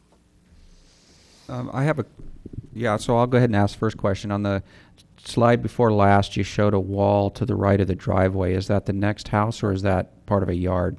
So on the right side of that wall? It's an existing CMU block wall that is currently there. Okay. Any other questions? Well, I got it. No use looking that way. Councilmember, Vice Mayor Leonardis. Thank you, Mayor Rennie. Based on your proposed concept here, it looks like you're keeping kind of the existing footprint, the existing theme. It looks like you're adding kind of a turret feature there. Is that, I see there's an existing area there that already looks like there could have been one at one time. Were you planning on digging a basement under the house and adding square footage? Are you adding square footage to the house? Are you? The existing home has a cellar that is consistent with old cellar and new basement definitions and hopeful policy down the road here. The intent is not to put a full basement under the house, but to maintain the current cellar and an additive cellar portion under the area of addition only. Follow up, go ahead. And this may be preliminary, but were you planning on adding like a second floor to the home or anything like that? We're currently not, but I would like to express that this is an application for a general plan amendment and zoning change and not a residential design application. Thank you. Okay, any further questions from my left? Okay, seeing none, thank you. All right, thank you, Bess. So I do not have, so it is a public hearing. I do not have any other cards. Would anybody else from the public wish to address us on this one? Okay, seeing none. Technically, the applicant gets a 5-minute rebuttal to nothing. Would you like any further time? No? Okay, so I'll close the public testimony and come back to council for questions, a motion. Councilmember Jensen. I'm going to make a motion, keeping in mind, as the applicant pointed out, that the only thing that we're considering tonight is whether to change the zone, and that any architecture and site application is going to come back to the Planning Commission and us, or maybe not us, for further review. So my motion is that we adopt a resolution, which is attachment 7, approving a general plan amendment change from office professional to medium density residential.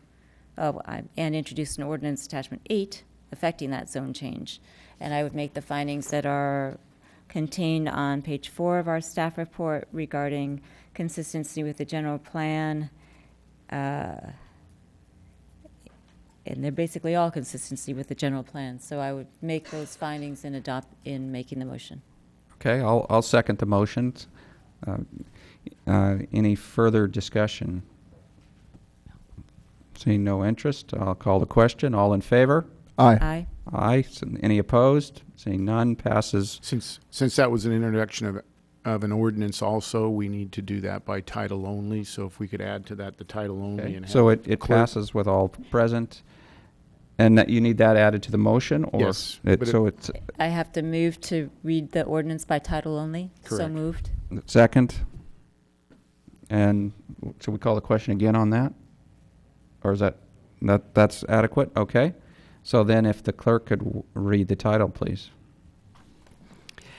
Ordinance of the Town of Los Gatos amending the zoning code from OLHP office with a landmark and historic property overlay to R1D LHP, single-family residential downtown with a landmark and historic property overlay for property located at 202 University Avenue. All right, thank you. So with that, I should be able to close item 18 and move on and ask the staff to call back the other council members. Then I have to keep looking to the right now.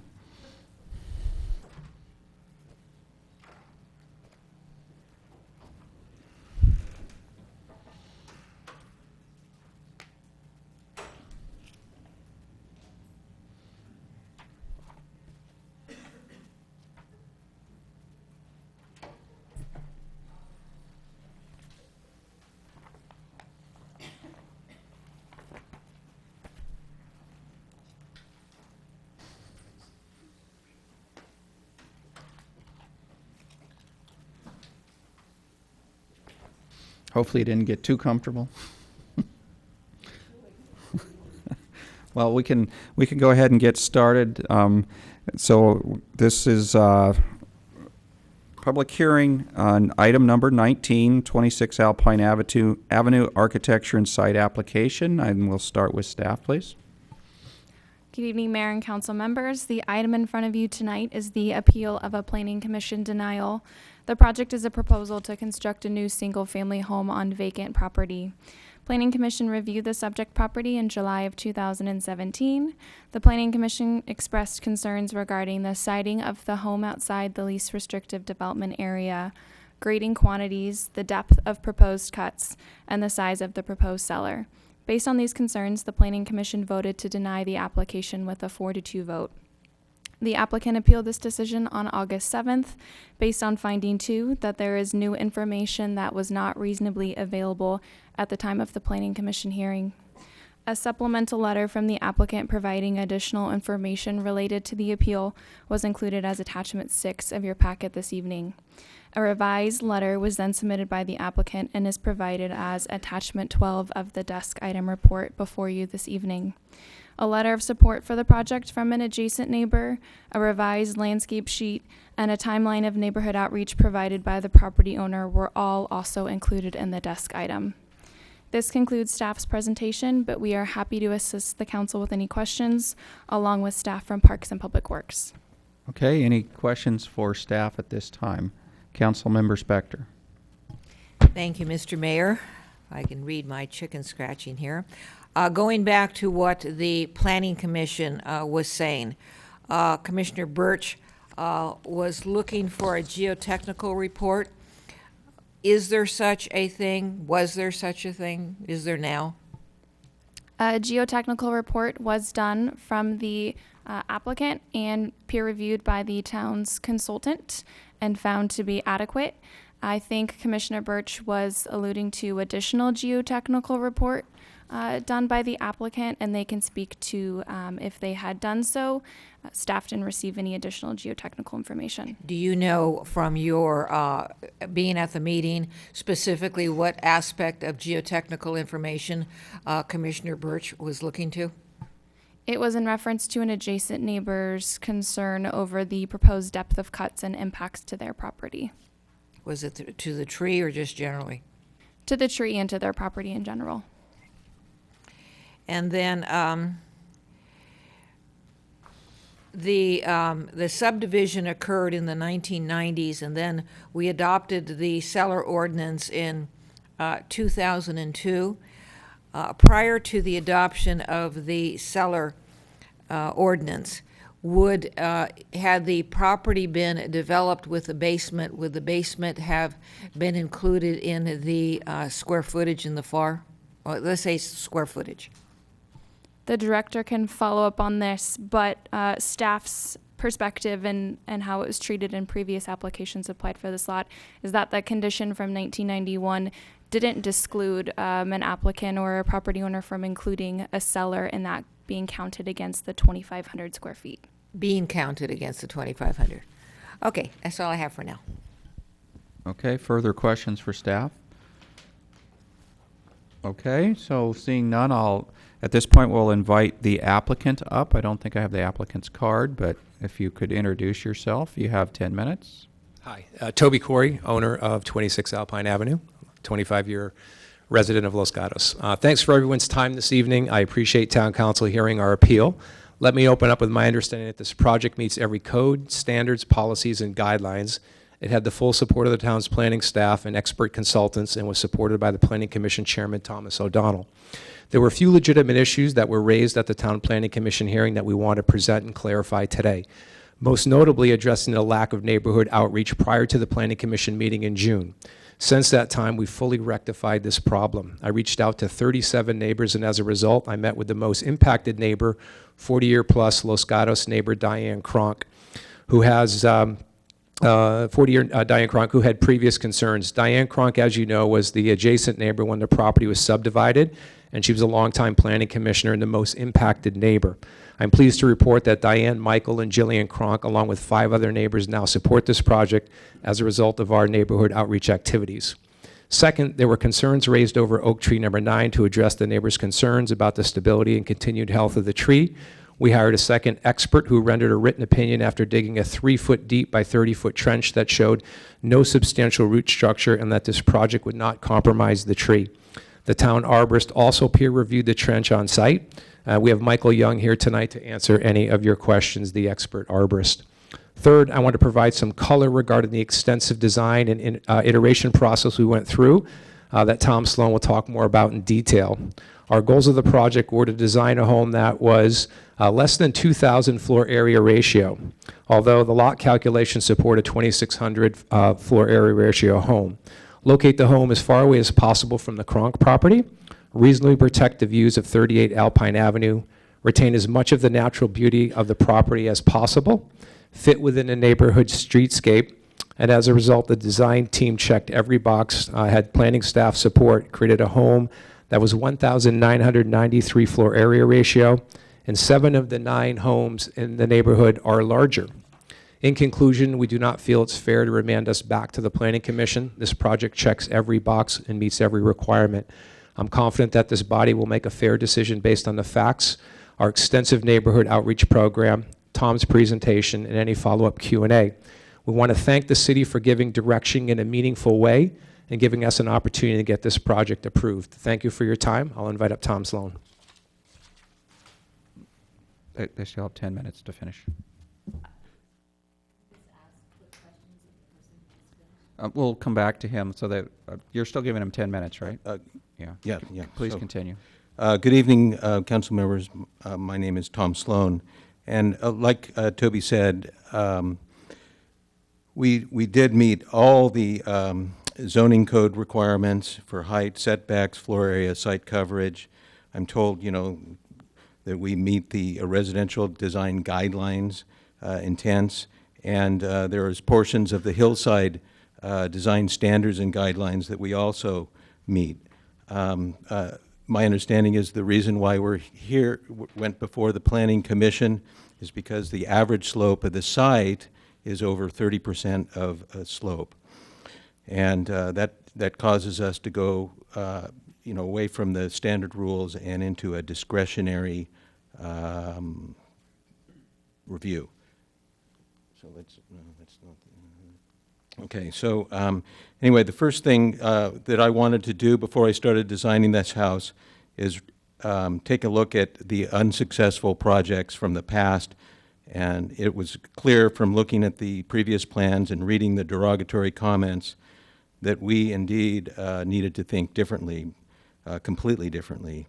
And so a 30% slope may be challenging and perhaps intimidating to some, but I was willing to take the challenge and proceed to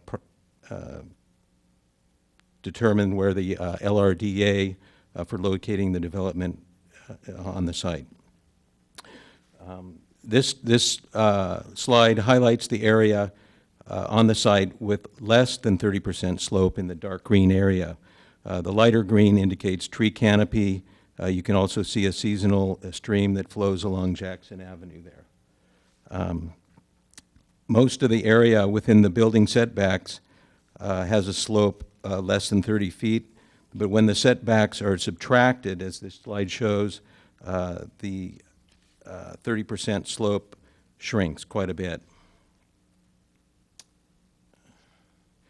Applying all the zoning environmental restrictions to the site, such as there's a biotic setback from that stream and a geologic setback from a small trace fault line, nearly 70% of the site becomes off limits.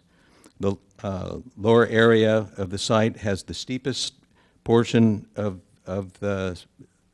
on the site and more abundant tree canopy, whereas the upper contains a more mild slope. This next slide illustrates one of the, in the dark green, the effect of a two-story massing that would be placed on that upper area where a slope, which has a slope of less than 30%. Although this location, is where you really want to try to put the home, the results would be rather tragic to the neighbor at 38 Alpine, which is up above, causing a lot of view blockage. The next slide shows what happens when the resident when the resident cuts minimally into the hillside. A home on stilts could reduce the height of the retaining wall. However, the results in blocking the neighbor's view would create overall height exceeding the allowable overall height limit, and the hillside design standards and guidelines do not permit building on stilts. It's also quite a fire hazard. The proposed development is contained within the LRDA, as you can see here, and has been designed to mitigate the environmental and neighborhood impacts by providing a reasonable size home that meets the owner's special requirements. One of those requirements is providing solar connectivity for the site. The northern-facing slope has an abundance of tree canopy, and it was going to be a very challenging thing to do so. The home is designed with a light well on the uphill portion on the south side and will be the primary source of light for the home. The sunlight provides the owners with numerous environmental benefits that one needs to sustain a healthy life.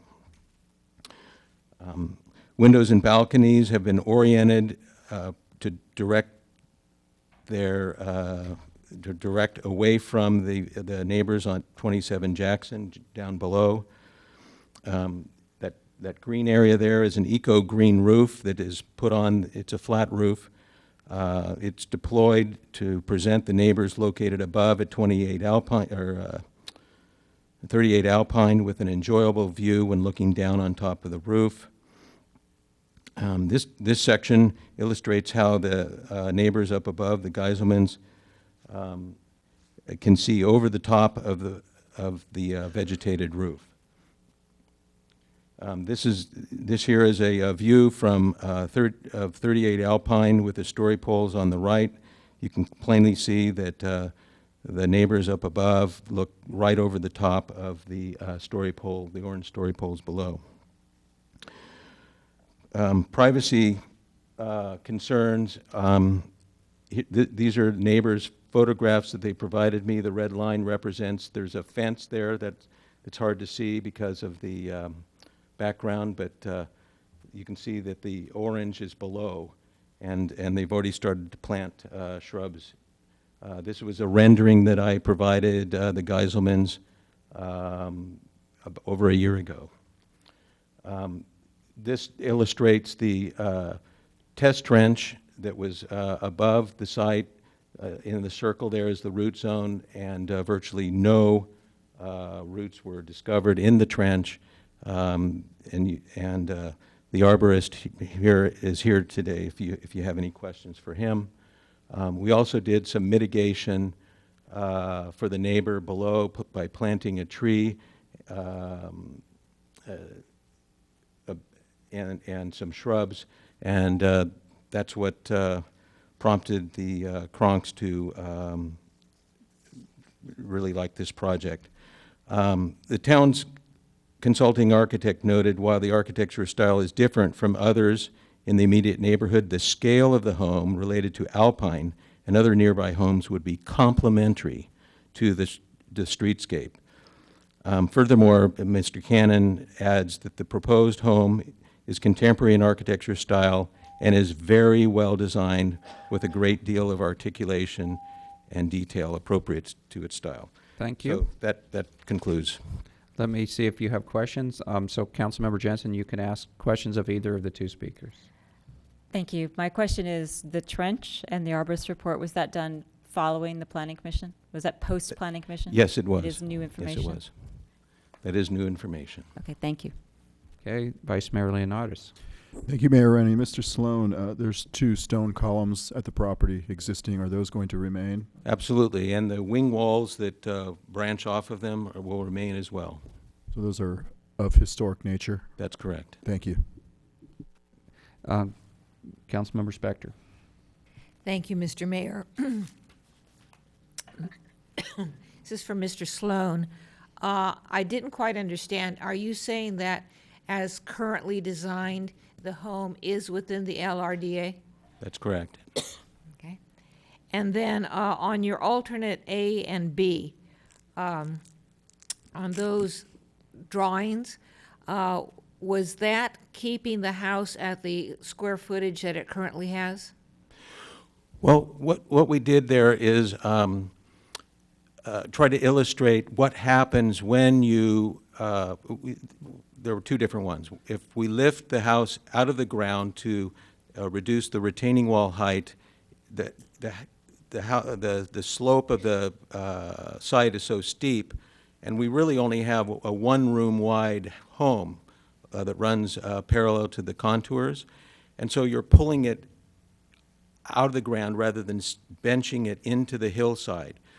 It should be noted that there's less than 100, I believe it's around 80 cubic yards of total earth movement, grading quantities, cut and fill, for this entire project.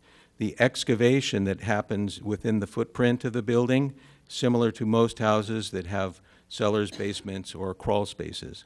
And that's not considered as grading quantities by the way the town measures it. They want to preserve the perimeter in its most natural state. That's the real goal of, building on a hillside, to essentially create a house that seems to grow out of the ground. And so putting it on stilts is not safe. And then the other example showed putting a house, 2-story home, on that one small area of about 1,100 square feet of slope that's less than 30%. That goes sky high and blocks the neighbor's view, and is going to be awful to the streetscape. Okay, thank you. I guess I didn't phrase my question appropriately. Looking at your Exhibit A and B, you're trying to show how different designs, different placement would impact the neighbors, et cetera. Yes. But when you did those 2 examples, A and B, were you using the same square footage as the subject home, or were you considering a smaller square footage? We didn't develop full plans because right off the bat, it was a non-starter for us. Because we knew very intuitively, been doing this over 30 years, we know that that's not going to work. So it's hard to answer your question because we did not design a home on stilts because it's I a understand. non-starter. There's one Yeah. on stilts, and you don't know the square footage of that one. What about the one that's not on stilts? That would be, if it was only on that one area, it would probably be an 1,100 square foot home. All right, thank you. Okay, further questions? Let me ask one, possibly for you or for the previous speaker. The previous speaker talked about you made changes to make the Kronks and other neighbors happy. What kind of changes were those? Well, I think prior to that, we really didn't have a successful outreach to the neighbors. This was noted at the Planning Commission as well. There's reasons for that, which maybe I can have to Mr. Corey discuss. But what we did is we sat down with them and really were able to explain the design very well. And then we worked back and forth on plantings that would screen their view. We really had to, kind of explain how the shrubs would create a foreground and block, kind of mitigate the visual impact of our project. So most of their issue was then visual, and so you really didn't change anything other than plantings and education. Yeah, in education, which was a really big thing. I think when people, when you don't have that outreach, it causes people to sort of think they don't matter. So, okay, thank you. Any further? If you could come to the mic so people watching at home, our large audience at home, will hear also. The biggest issue is really explaining the challenges of the site, and more importantly, the options of either building a two-story home, which would, as Tom showed, even a 2,000 or 1,500 square foot home would be quite large, versus using the natural contours of the landscape, being able to tuck it in there. We're preserving over 80% of the trees. The rest of the site will maintain its native look and feel. And having had a chance, obviously, to talk to Diane, who is the most impacted neighbor and had the most history with this property, and she ultimately agreed that we took the right approach. We were very thoughtful in that, agreed to some plantings as well, and she thought it was the best home design, as did Thomas O'Donnell, the Planning Commissioner Chair. All right, thank you. Any other questions? Okay, seeing none, I will thank you, and you'll get five minutes opportunity at the end. So next up, we will go with Krista Geiselman.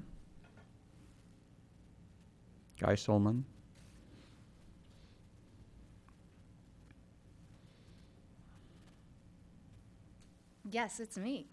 This is who they've been talking about. My name is Krista Gieselman. I live at 38 Alpine Avenue next door. I hope you read all of the certified arborists and certified geotechnical people that I hired, because my family is living next door and my children are living next door. They are so concerned about the safety of my family. If you read those, you will understand why I'm standing here and why so many people are here supporting us. We have so many questions. I have never met with the Coreys. They have reached out, and we've been trying, and we've asked them for 2 years, please answer some questions. Nothing. Never any concrete answers.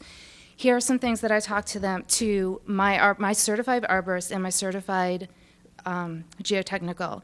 Since there is a significant threat to the slope failure, because they are concerned, and so is our lawyer, that our house is going to be damaged, how is this going to be addressed if our home is damaged? How will the retaining wall be constructed? No one's ever answered that. How will the test trench be dug? How deep will the retaining wall? We have questions and questions and questions and questions. Nobody over here has answered any of these questions I've been asking for 2 years. How can we confirm there are no tiebacks? It has it in their plans that they have tiebacks. We've asked them, can you confirm that there are going to be no tiebacks? Finally, Jocelyn got a note from them, because I've been complaining and yelling so much I wanted to have proof of no tiebacks. Last 3 weeks ago, they gave proof, we have no tiebacks. I've never seen that. I've never seen anything. They have not hired certified arborists. They have not hired certified, at least I have not seen that because nobody's showing me anything. It's also been brought to our attention that the Corys are asking to sell the property. They have offered to sell the property to us. If they sell, since they're telling us that they have somebody else ready to buy the property, if they are doing that, can you guarantee that these people that are going to buy the property are going to follow your rules and regulations, that the property, that the people, the commission has said no, and if you do let this go through, are they going to be able to follow it too? My house is in, there could be cracks in the walls, there could be cracks in the foundation, this tree could fall on my 10-year-old daughter's bedroom. This is what people are saying in these letters that you see in front of you. If this does go through and you do change it, please, please, please consider this. They need to have somebody come over, and I need to have a certified arborist of our choice prune that tree so it does not fall. And I need somebody to look at it and look at the trench and look at everything, because they just keep on going, oh, we're going to do that. They do everything afterwards. Like you asked, you said, when did you do it? After I brought it to their attention. This is what's concerning me. Thank you for the safety of my family. Okay, let's see if you have any questions. Councilmember Spector. Thank you, Mr. Mayor. Take a deep breath. I know, I'm so sorry. I will. So my question is, I was under the impression from the materials I have read, and we do have all the materials from everybody and from the Planning Commission. Now, having said that, I was under the impression from the materials I read that the applicant had reached out to talk with you. Is that accurate? All they said was, we know that you have concerns. Would you like to meet? We write back saying, if there have been any changes and you can address our concerns, we will meet. End of conversation. All right, thank you. Okay, any other questions? Seeing none, thank you. So next up I have John Geiselman.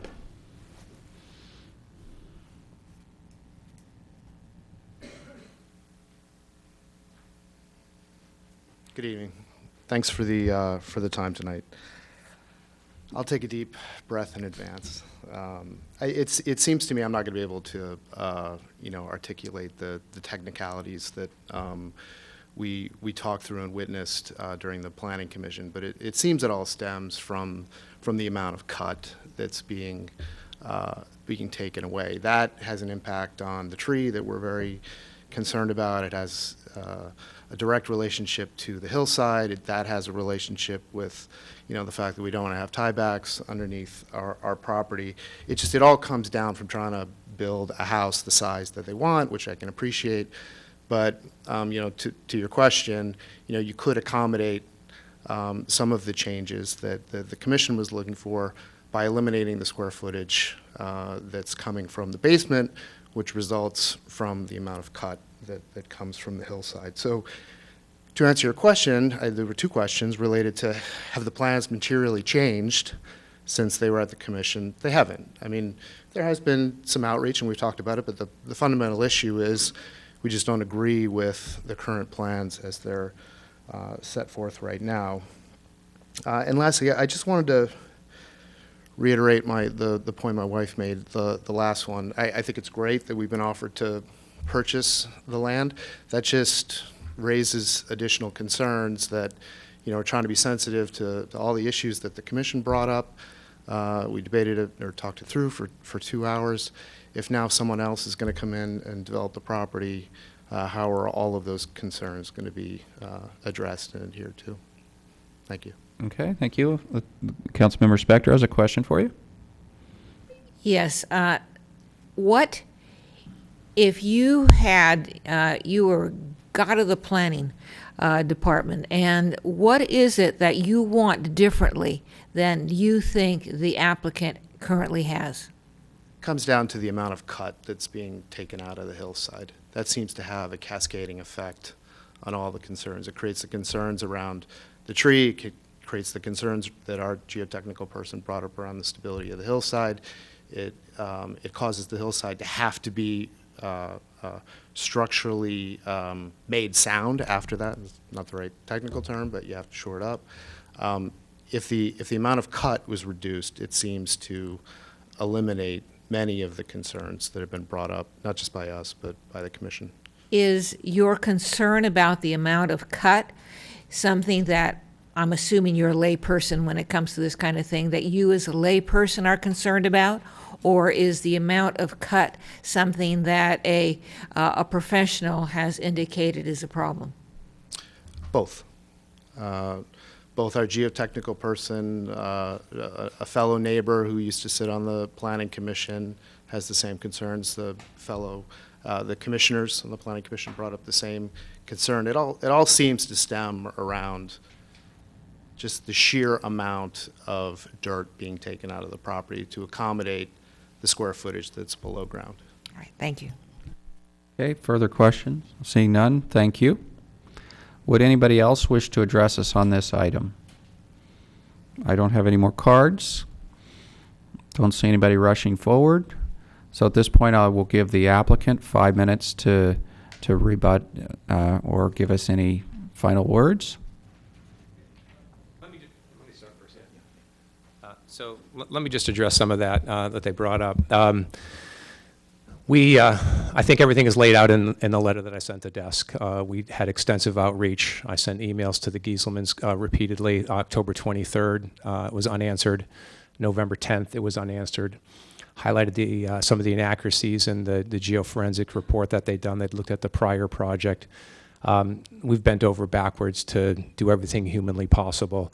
It is true that we did offer to potentially sell the property. Unfortunately, we're going through a very serious health issue with my wife. We hope that we will see the other side of this. Right now, it's scary and occupying quite a bit of our time right now. That was the only reason. We do intend to move forward, but with this type of health issue, it's extremely serious, and we are getting scans every 3 months and monitoring that very closely. Our intent's to build our dream house there. We've worked hard to comply and have reached out. I think that I detailed that in the letter, as Tom also detailed in his letter regarding their geotech report. Tom? Yeah, I simply want to say that, I'm not blind to the fact that this is an incredibly difficult site, but it is a buildable site, and I don't think council or anybody can say that it can't be built on. We have here our professional arborist, Mr. Michael Young, and I'd like him to address the issue with the tree very briefly. And we also have our licensed geologist or geotechnical engineer. He will tell you that putting in the retaining walls that we're putting in, plus all the shoring, will stabilize the hill and make it better than it would be in its natural state. That's in the reports that he's prepared. The Geiselmans had a report done by Dan Dykman. When you read carefully his report, you can see right through it. He wasn't looking at our plans. He was addressing the previous poor project design. It discusses how we're excavating out and filling mass quantities of soil, which we're not. We have an entire cut for our driveway of 6 inches. A fill of 6 inches and a cut of 1 foot. It's virtually flat. We're just coming right in off of the street. We have no tiebacks. We never had tiebacks. Their report by their geotechnical engineer claims that we do. We've never had them. I don't know where they're coming up with this information. Because I think it's the previous project from about 5-10 years ago. John Geiselman talked about his biggest concern is everything is related to how much cut that we're doing. Again, this cut is within the building footprint. It'll be invisible. You won't see it. It's not going to impact the tree. We have an arborist that has submitted a letter that makes that very clear. We're going to be very careful when we build this project. We don't want it to cave in. Putting in stitch piers is gonna really make it happen for us. I got a minute. The point I'm trying to make is, if you remove the area that's the cellar, then you're floating, the house floats out of the ground. If you just do a one-story home and you push it down onto the site, the gradient of the hill is it's just not going to work. I'm sorry. And we've really designed a great house. I consider this to be my opus of my hundreds and hundreds of homes that I've designed, many of them here in the town. It was somewhat of a challenge, and everybody that's reviewed the project has given it a thumbs up, except for the neighbors. So thank you. Okay, let's see if you have questions. Councilmember questions? I do have, go ahead, Councilmember. Actually, I'd like Sayak. to ask questions of the arborist if. Yep, please have the arborist come up.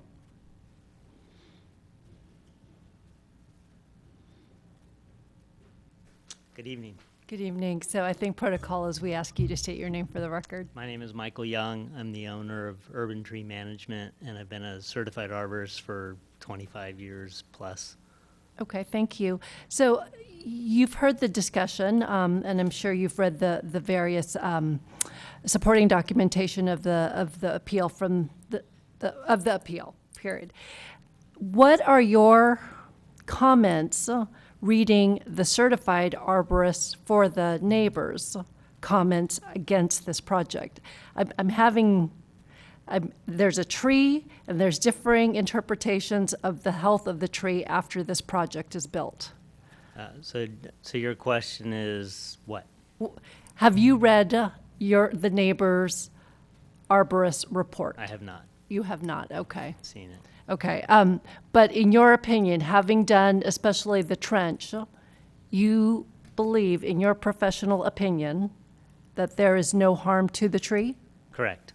Yeah, not from this project. I think that the tree is not in great health right now. It has not been well tended, it doesn't seem like, or I don't know what the history of it is, but when I look at it, it isn't in great health. So that creates even more, it raises flags for me as an arborist that there's a project also on the books for near this tree. So my immediate reaction was, well, let's dig a trench and see what our impacts are going to be on this tree. And once we dug the trench, we realized that there were no roots in the trench, so that the impacts that are proposed with this project will have there's no way they can impact the tree. If I may continue? Please continue.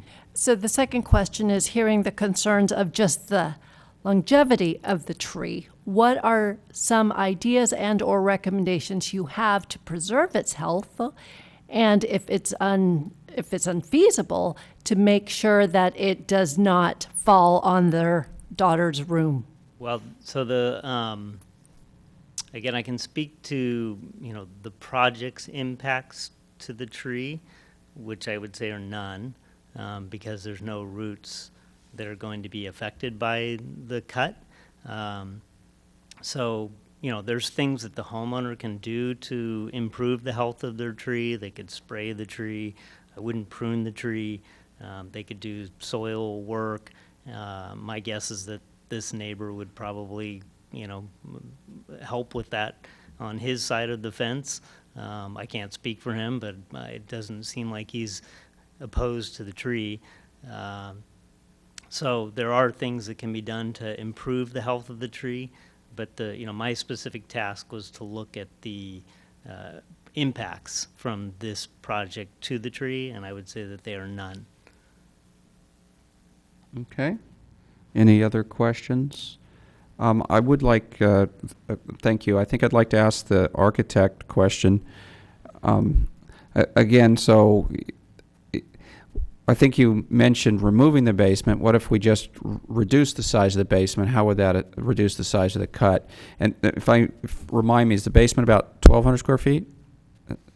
I'd have to double check. This sounds about right. Yeah. This home was really designed to provide a basic, if you look at the floor plan, the main level, there's an entry, there's a kitchen open to a great room, and that's the main space. There's a master bedroom, which is sitting all by itself without any square footage underneath it. And then there's an office with an office that could be used as a bedroom and a bathroom, with a garage underneath it. And so you take the living space, and then you remove the cellar area below that. You're going to either need to shrink the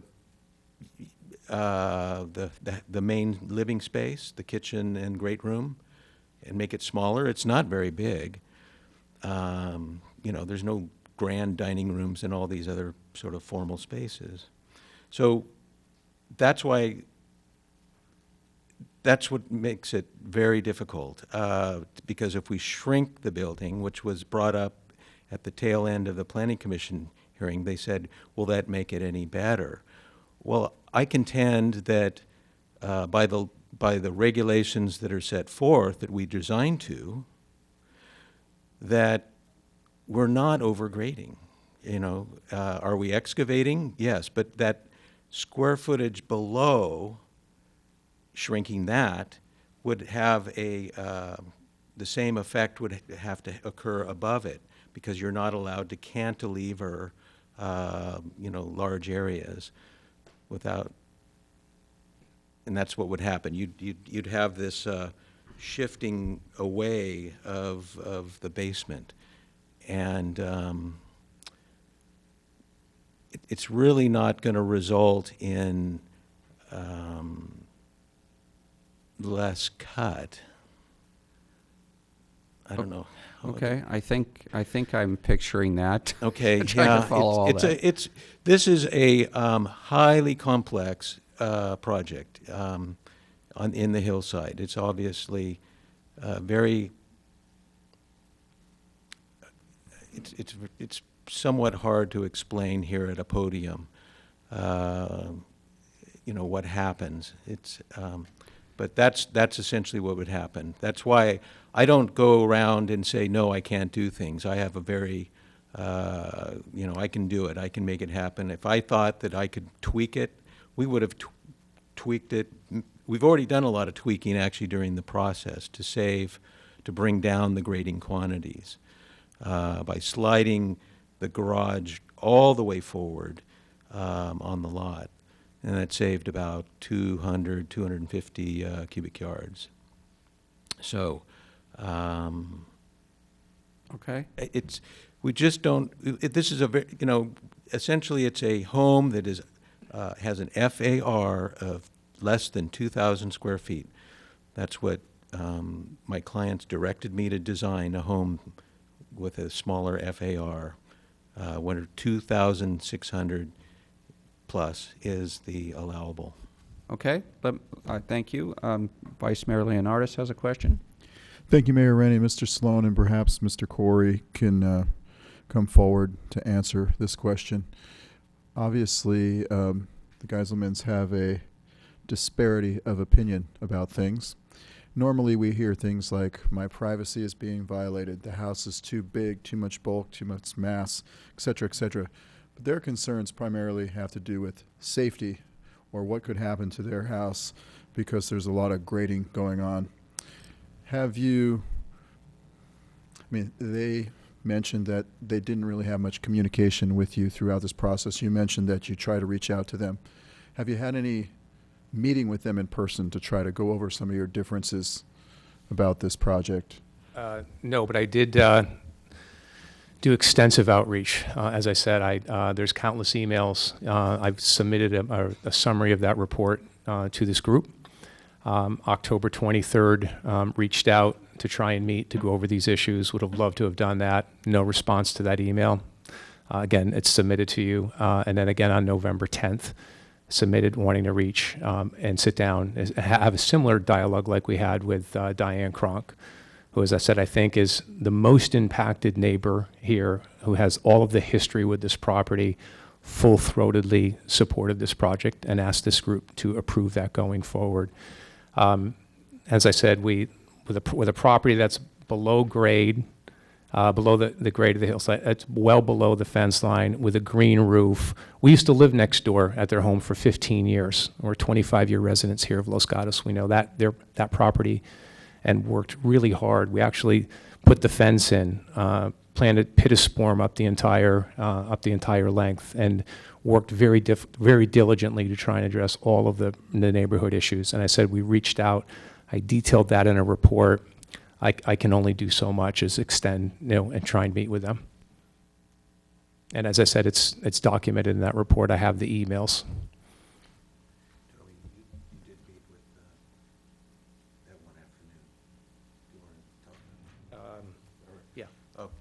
So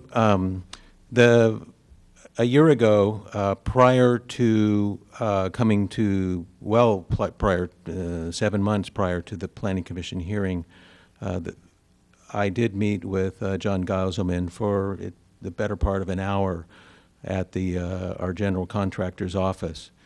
We just poured through the plans and tried to explain what was going on. The concerns at that point, if I recall, were view impacts, and concern with can you lower the chimneys down? Well, the chimneys are as low as they will meet code. They have to pop up above the roof plane. That's just a requirement. They don't ventilate properly, but they are all well below the roof. The roof of the project is well below the the lowest floor of their home, and it's even below along the property line. So I didn't really see view impacts based on that meeting. Later,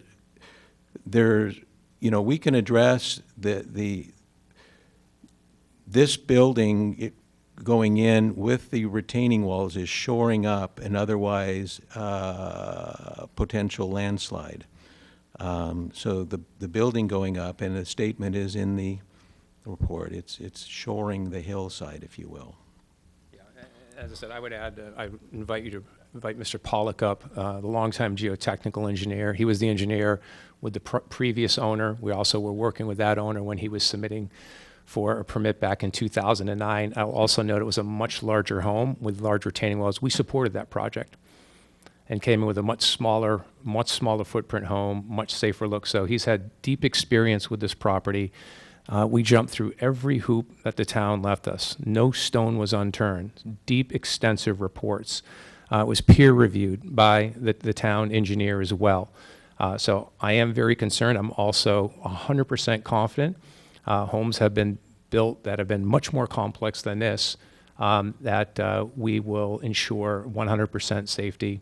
As I said, we lived in that property for 15 years. And ask you to invite Robert up if you'd like. Go ahead, Councilmember Leonaris. Yes, if you could get the geotechnical engineer up here.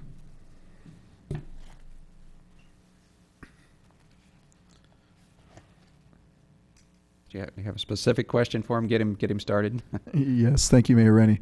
So, obviously the neighbors had concerns that if this were graded, that something could fall on their 10-year-old daughter's head. And of course, I just heard from the architect about it will actually be stronger if you put retaining walls and such in there. Could you comment? Well, soil tends not to stand steeper than 2 to 1 for any great length of time unless it's supported. And the retaining walls would be supporting it. And right now it is steeper than 2 to 1. So over a period of time, one would expect that the slope will unravel, which it's already done at least once in the past. Putting in retaining walls will stop that. The retaining walls will be supported on piers, so the entire hillside will be much stronger. Please go ahead. So just to follow up, we have your geotechnical report, and then Geiselman's complaint have a report as well. Yes. Did you get a chance to look at the report? Did. Okay. And could you comment on that report and the discrepancies between that report and your report? That report didn't describe this project. That report described a different project on this property. And even for the different project, the final line in that report was that the project is probably feasible without a problem. And I would say it's 100% feasible without a problem. All right. Thank you. Thank you. Okay, any, Councilmember Spector, you have a question for one of the applicants. One of the applicants, yes. Okay, go ahead. Thank you, Mr. Mayor. Well, one of the applicants, let's see, why don't you all three come up, please? Okay. Yes, those three. Because I actually don't know which of you would be answering it. I'm looking at generally, I'm not, a science person. So I'm looking generically at the issues of cut, excavation, grading, just generically those issues. Is the square footage of the home, does that impact the excavation, cut, grading, or not?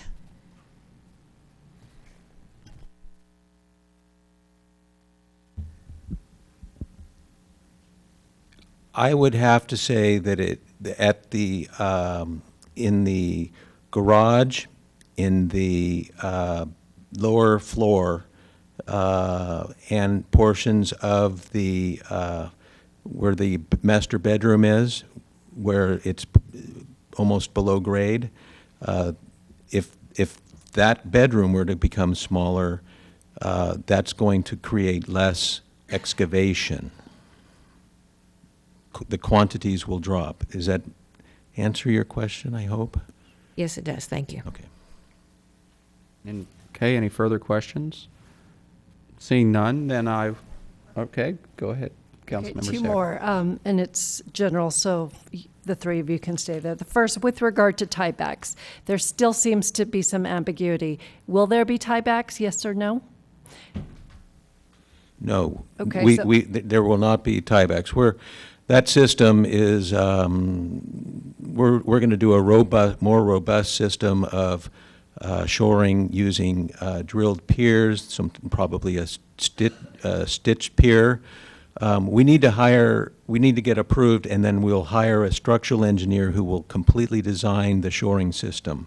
And it will be coordinated with myself, geotechnical, and it'll be peer reviewed. It's going to have a half dozen plus professionals overlooking it. Okay, and then with regard to the tree again. Now, I appreciate the arborist comments about the trench and the roots not being there, but Mr. Sloan, if you've followed previous projects, we're always concerned that a tree, regardless of roots being cut, could be impacted by construction. And so oftentimes in hillside homes, we will have conditions of approval where an arborist will be on site to monitor. Well, first of all, we'll make recommendations to ensure the health and make sure that those recommendations are being followed throughout the construction. And oftentimes we'll have restrictions on the actual health many years after construction. Would you, as a homeowner, be willing to take on that condition? Absolutely. Okay. Okay, no further questions. Okay, anybody else? All right, seeing none, thank you. I'll close the public testimony at this point and come back to council to, I guess, start off, see if you have questions for staff. So maybe I'll just ask one. Again, does staff have any concerns about the geotechnical or structural nature, and how do we ensure that sort of during the the building process, the hill doesn't collapse? Kevin Bagley, Engineering. No, staff has no concerns over this. The geotechnical report prepared by the applicant was reviewed by our peer reviewer.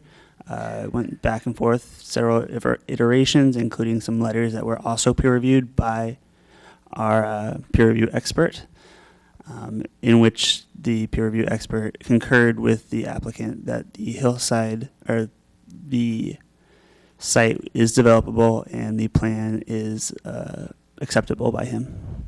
So if I could follow on question on that, I heard them say they haven't yet hired the person that's going to do the structural pier design, so you couldn't have reviewed any design yet. So how do we know that that's going to be done well?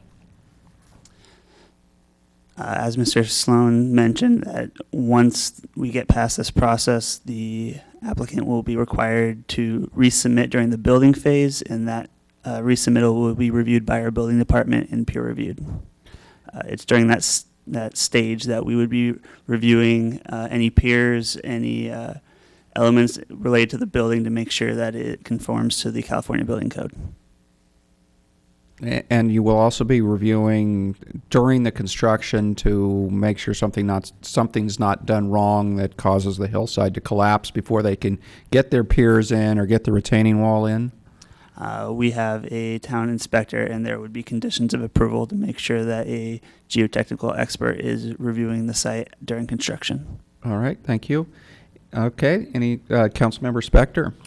Thank you, Mr. Mayor. Your question raises another one for staff.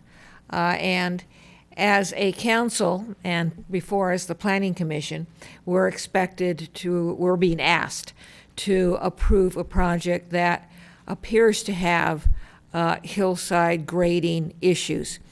What I'm hearing you say now is that ultimately it will be another level of people who will be making the final decision, will be making the final determination. How can we as decision makers at this juncture be comfortable given the issues that have been raised? At this juncture, as I mentioned before, you look to the applicant's professional who has stated that this is a buildable site, this project will work, and then that report was reviewed by our peer consultant who agreed with those findings that at this stage, with the information that is available to us now, that the project doesn't raise any concerns and is buildable. Thank you. Okay, so let me try another question. So does the neighbors, the Geismans, have any recourse if cracks start appearing in their building during the construction or some period afterwards? I believe the town lawyer or attorney could answer that.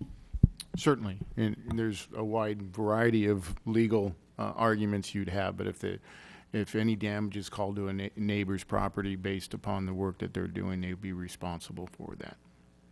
There are measures that we could add regarding security or bonding if you need be, but in this case, you know, we've had at this point in time, both the geotech and it was peer reviewed say it is a buildable lot at this time, and no project in this town or any other city requires you to do the engineering structural drawings prior to approval.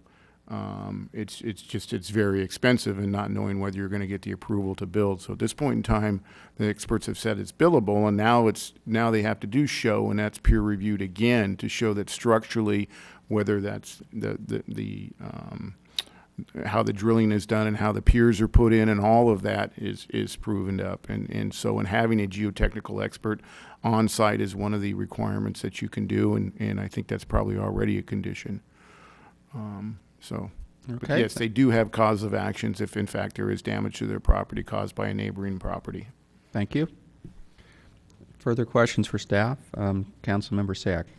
So during the Planning Commission hearing, there was some discussion about the construction management plan. There were some concerns from neighbors about where workers' trucks would be placed, and I believe at that hearing there was discussion that, I don't know if it was shared, but that there was a plan at least to put a lot of the trucks and equipment on site on the driveway. Is that something that has been submitted already, or is that something that we can ask with conditions of approval? So a construction management plan is a standard condition of approval that we include on all applications. And so that's submitted during the building permit stage, and it's then reviewed by building and engineering to make sure that it meets the town's requirements. So we don't have a formal construction management plan from the applicant at this time. At Planning Commission, they described how they thought they could get many of the vehicles on the property, but we don't have anything on the record for this. Okay.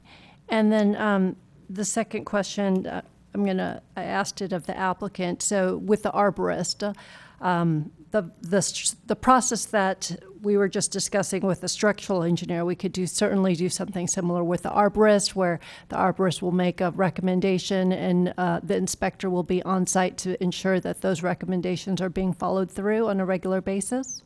So there is a condition of approval. It's condition number 6, which is also a standard condition that we reference the arborist report for the site and ask the applicant to submit a response memorandum addressing how the project will follow these recommendations. The council could add another condition that an arborist be on site to oversee the wall construction. That's not included in the conditions of approval. So if you could just remind me, with the arborist report, did it specifically identify measures to try to help keep the tree healthy and or bolster its health? No, it did not. And so if that was something we wish to put as a condition of approval, we could do so? Exactly. Okay, thank you. Looks like Councilmember Sack's finished, so Councilmember Jensen? The tree is on the Geiselman's property, correct? We can't condition It's this on a project. shared property line. Shared property line? Okay. But we cannot condition an action by the other neighbor in an approval of this proposal, correct?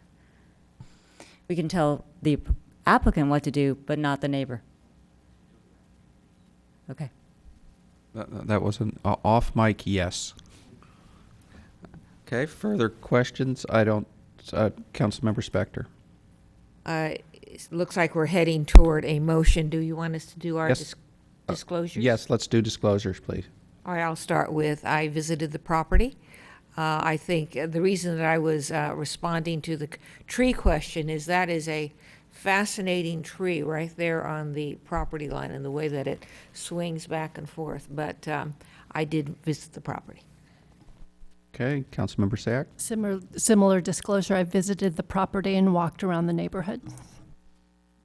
So I drove both sides of it on Jackson and on Alpine. I did not actually go on the property.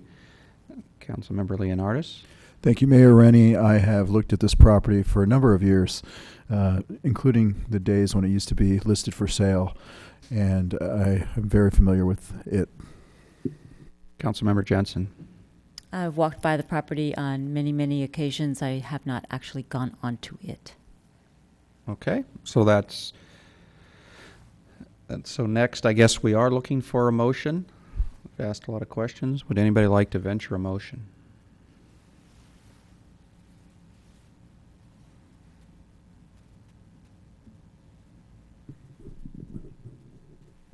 Councilmember Leonardis.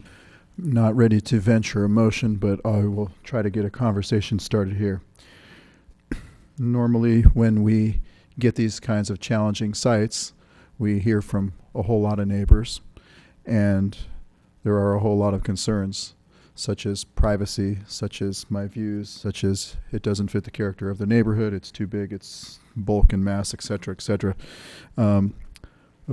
But what is really being said in a lot of instances is that the use of the land doesn't seem adequate to the people. In this case, we have a very challenging site. I mean, basically, it's like a canyon, as I recall. And probably when this was subdivided back in 1991, they probably should have just subdivided it into 2 lots instead of 3 lots. However, this is a lot. So how do you go about and try to design a house that works? I do not disagree with what was said by the architect. I think it's kind of a marvel of engineering. And I think this type of a home the way it is situated is better situated than putting it up in the corner as a two-story structure. With that said, I realize it presents a lot of challenges. The only difficulty I have this evening is hearing from what the councilmen said and what the appellants have said. There is a discrepancy, and I kind of wish that they were on the same page a little bit more. So that's my initial thoughts. Thank you, Vice Mayor. I guess maybe I'll add a few thoughts to it also.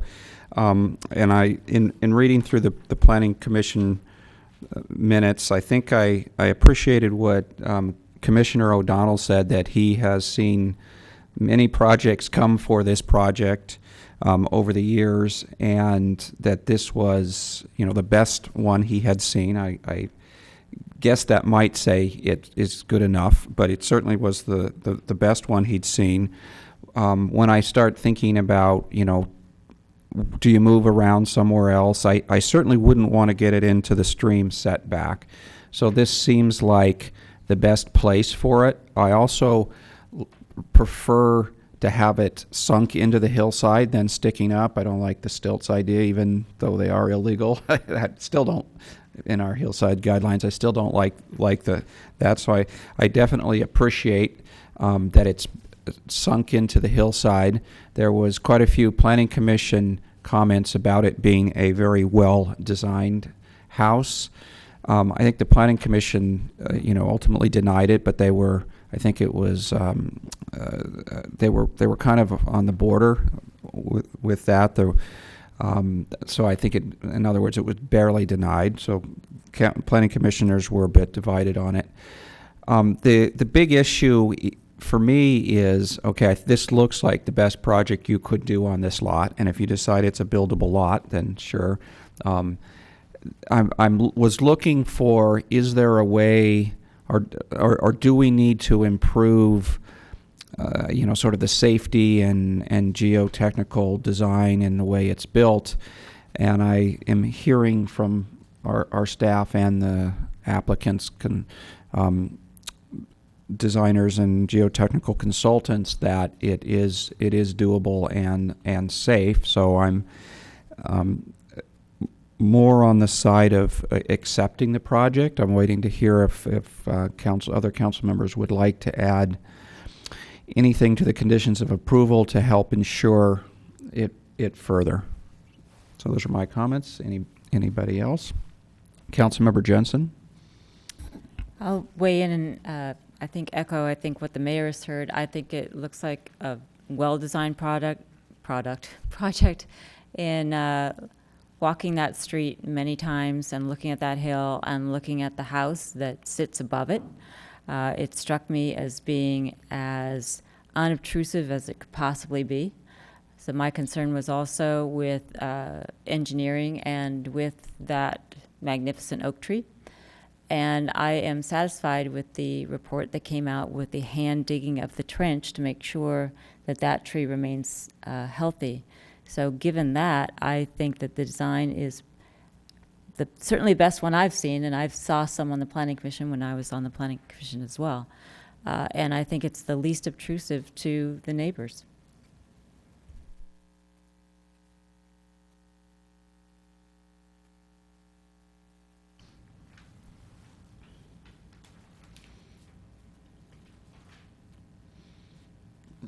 I knew we were waiting for Councilmember Sayak to finish looking through her papers. So Okay, go ahead. So I'm going to, I will make some comments. Then I'm going to throw out a question to my fellow council members. The first is, I appreciate the concerns that the Geisselmans have expressed.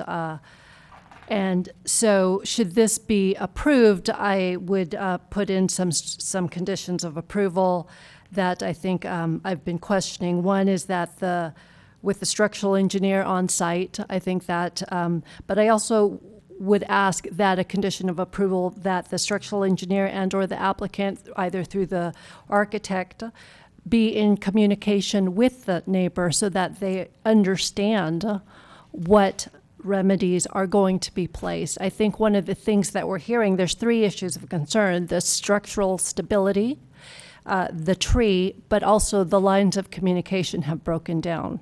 And so if it's not, if the 2 neighbors aren't able to do it, I would hope that at least the structural engineer could provide that professional assurance that the measures that will be put in place will be shared with the neighbor and that they will be followed during the entire construction.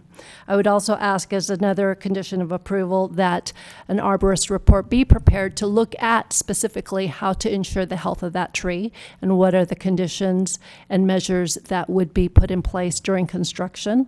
Again, I would ask that be shared with the neighbor, especially since it's being shared. I would ask that the construction management plan, that when it does come to PPW, specifically looking at how to take the trucks off the road, because it is a narrow street, it's red curbed, and some ideas were shared at the Planning Commission, and I want to make sure that those ideas were followed through in the actual construction management report. Those are the 3 conditions of approval I would put in should this be approved. I'm not quite sure, because it's an appeal, which of the following ways we can follow the process. I don't believe there was an error or abuse of discretion on the Planning Commission. I don't think there was any policy decisions that they did not have discretion over. The new information, was it readily available? I know that some of the commissioners asked for the new information. So I'm just looking to my fellow council members, which of the 3 really is our avenues for looking at this appeal and trying to move this forward? Okay, thank you.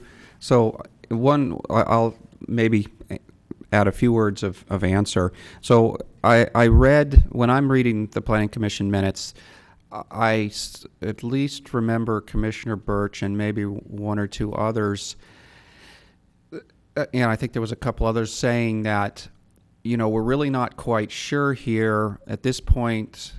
Let's let the council read what we've talked about and make the decision have them make the decision, which I know is not preferable, but I think the message was from them, they did deny it so that we could also think about it.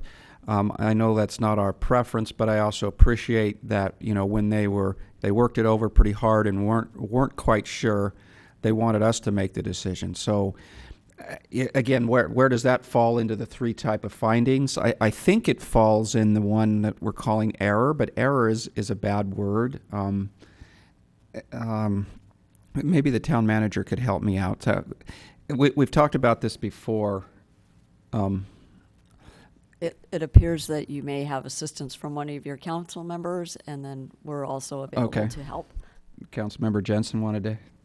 I wasn't going to talk about error or omission. I was going to talk about new information. The reason I asked the question of the applicant as to when the trench was dug on the tree was to find out if it was done after the Planning Commission meeting. It was. And I believe it was done due to issues and questions that arose at the Planning Commission. So was it available at the time? Sure, you can always hand dig a trench. But given that there were multiple arborist report, was that a reasonable thing to have considered doing at the time? I would say no. And so given the issues raised at the Planning Commission, there was new information that was provided by that new arborist report. So I think there is new information. And where I would go back to Ms. Sayak is to say, I think that the basis would be that new information given the concerns that were raised. But our policy says that generally it's returned to the Planning Commission, but to the mayor, given the discussion that took place at the Planning Commission, and you're correctly observing that they were really asking the council to weigh in, it doesn't seem appropriate to send it back. So would Councilmember Sack like to make her motion with that finding? Sure. Okay. So I make a motion to, let's see.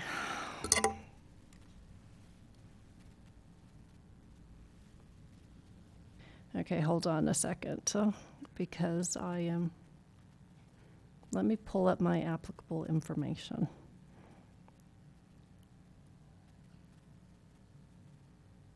Okay. Going to make a motion to grant the appeal and approve the project based on the new information that came forward because of the Planning Commission discussion. And I will include 3 conditions of approval.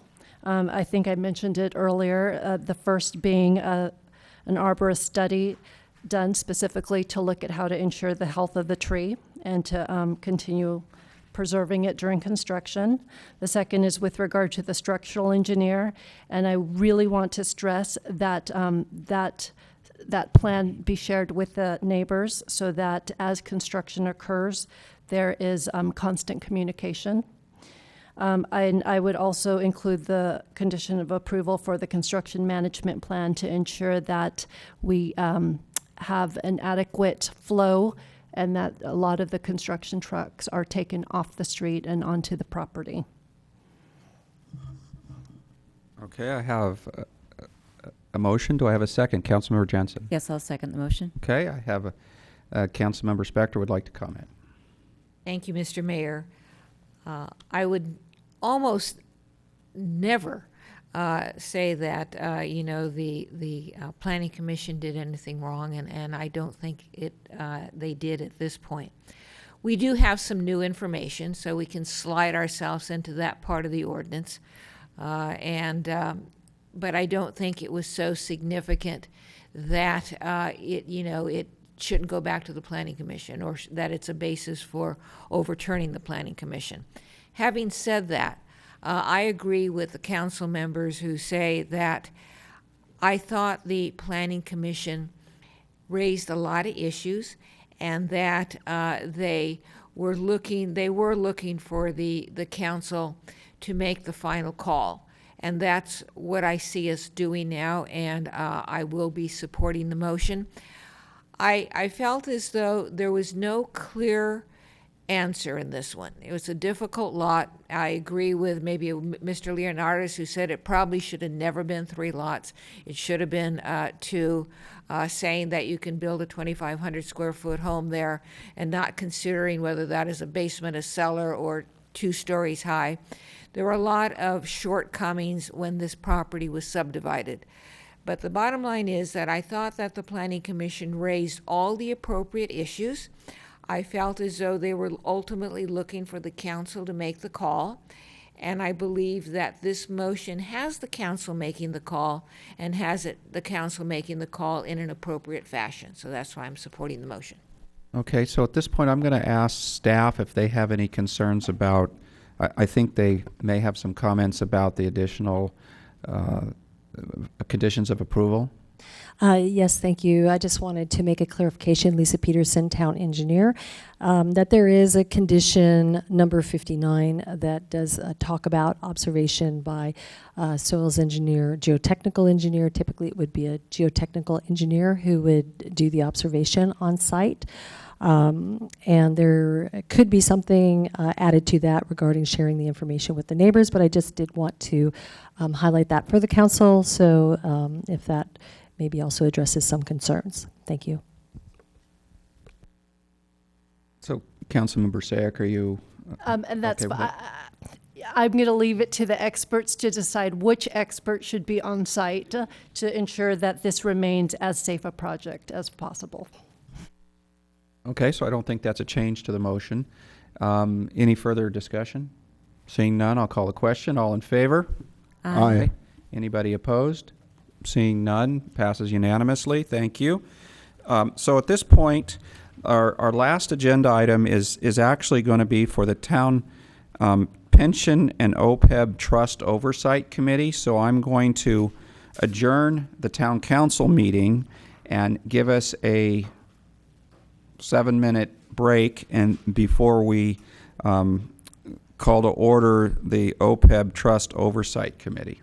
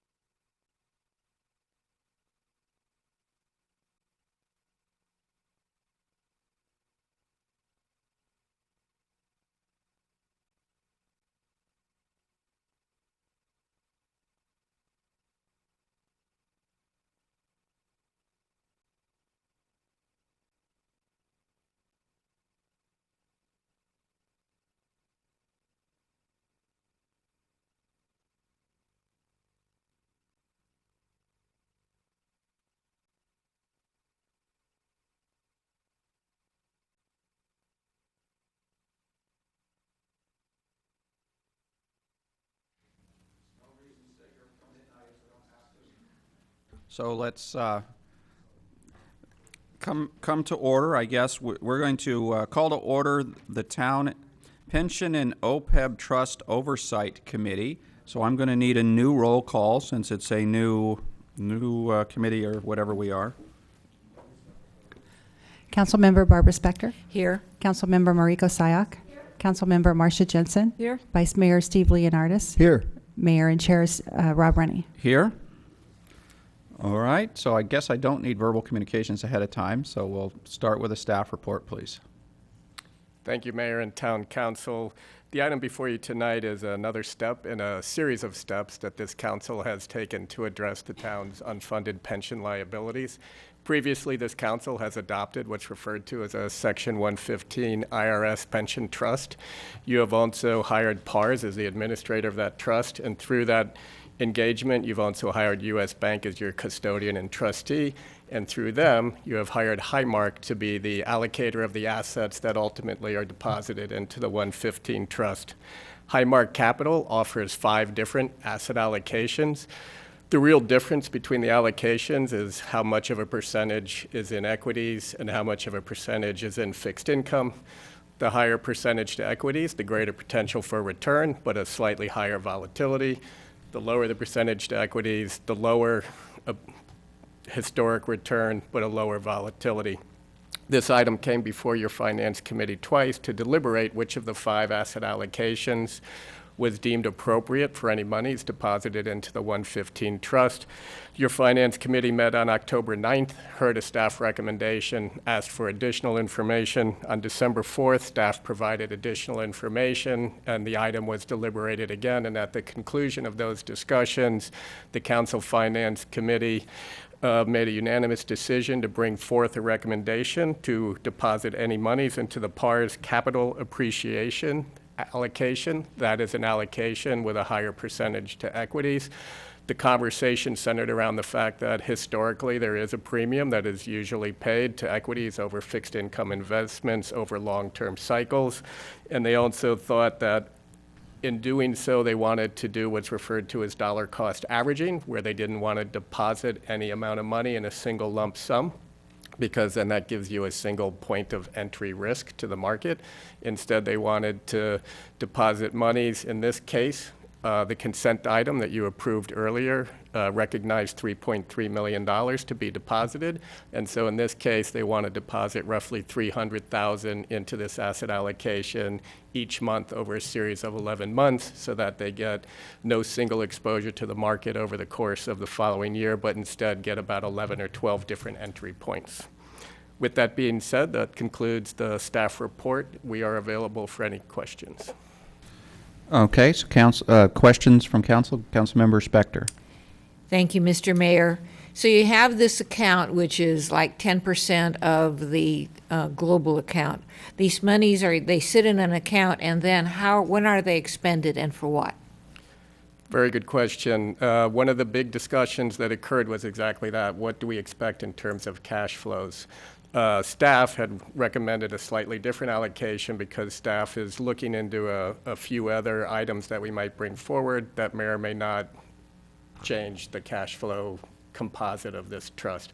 But that being said, we also have sufficient other assets. And so the committee thought that there's enough sufficient other assets and that this is only $3.3 million, that they would rather get the equity exposure for the long term, knowing that eventually all of these are long-term assets. But we would use the money to pay for what? So the 115 Trust has a couple of purposes. One of the purposes could be to just deposit monies, and when enough monies are there and accumulated, you could decide to do a lump sum payment to CalPERS to either pay down a portion of the unfunded liability or to take a specific unfunded amortization period and pay that single amortization period. Or the monies, conversely, could be used almost like a contribution stabilization fund. Let's say the 5-year forecast shows that we're able to meet all our budgeted expenses related to our pensions, but that's with the assumption that CalPERS meets all their assumptions. If we did have some type of a market correction, that loss would equate into a higher contribution than was previously anticipated, and these monies could be used to offset that. So that it can be used in several different ways. And let me just add that it can only be used for pension purposes. All right, and then you mentioned a lot of people, hired a lot of people, one group, another group. I'm assuming they get paid, and I'm assuming they get paid out of our fund, but why don't you clarify that for me? Thank you. Another good question, and another one that was highly discussed at the Finance Committee. The recommendation also stipulates that all these monies would be in what's referred to as a passive allocation.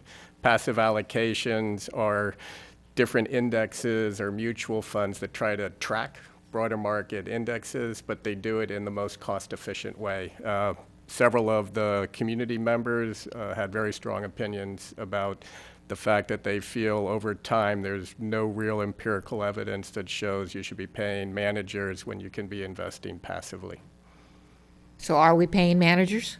In this instance, we are paying the fees associated with our engagement, but we are paying the lowest fees associated with the actual investments because passive management usually has the lowest fees. And how much is that? X amount of money per what?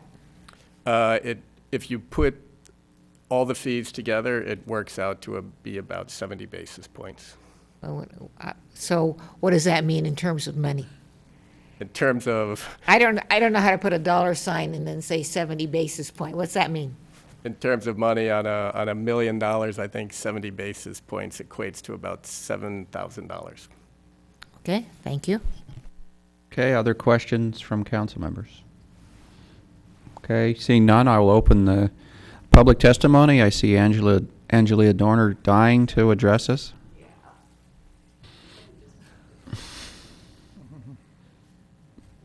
Angelia Dorner, just, the ad hoc committee meeting yesterday for the parking garage, the likely investors for the equity or for the financing of that are expecting to get anywhere from 15, but more likely 20% on an annual basis.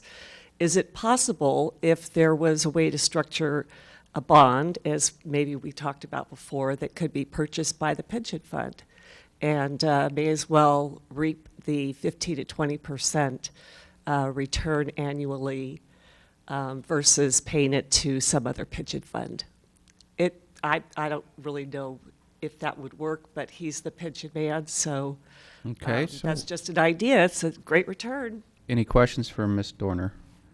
Seeing none, I'll let staff tell us that pension funds are not allowed to invest in those types of investments, correct? I wouldn't say they're not allowed.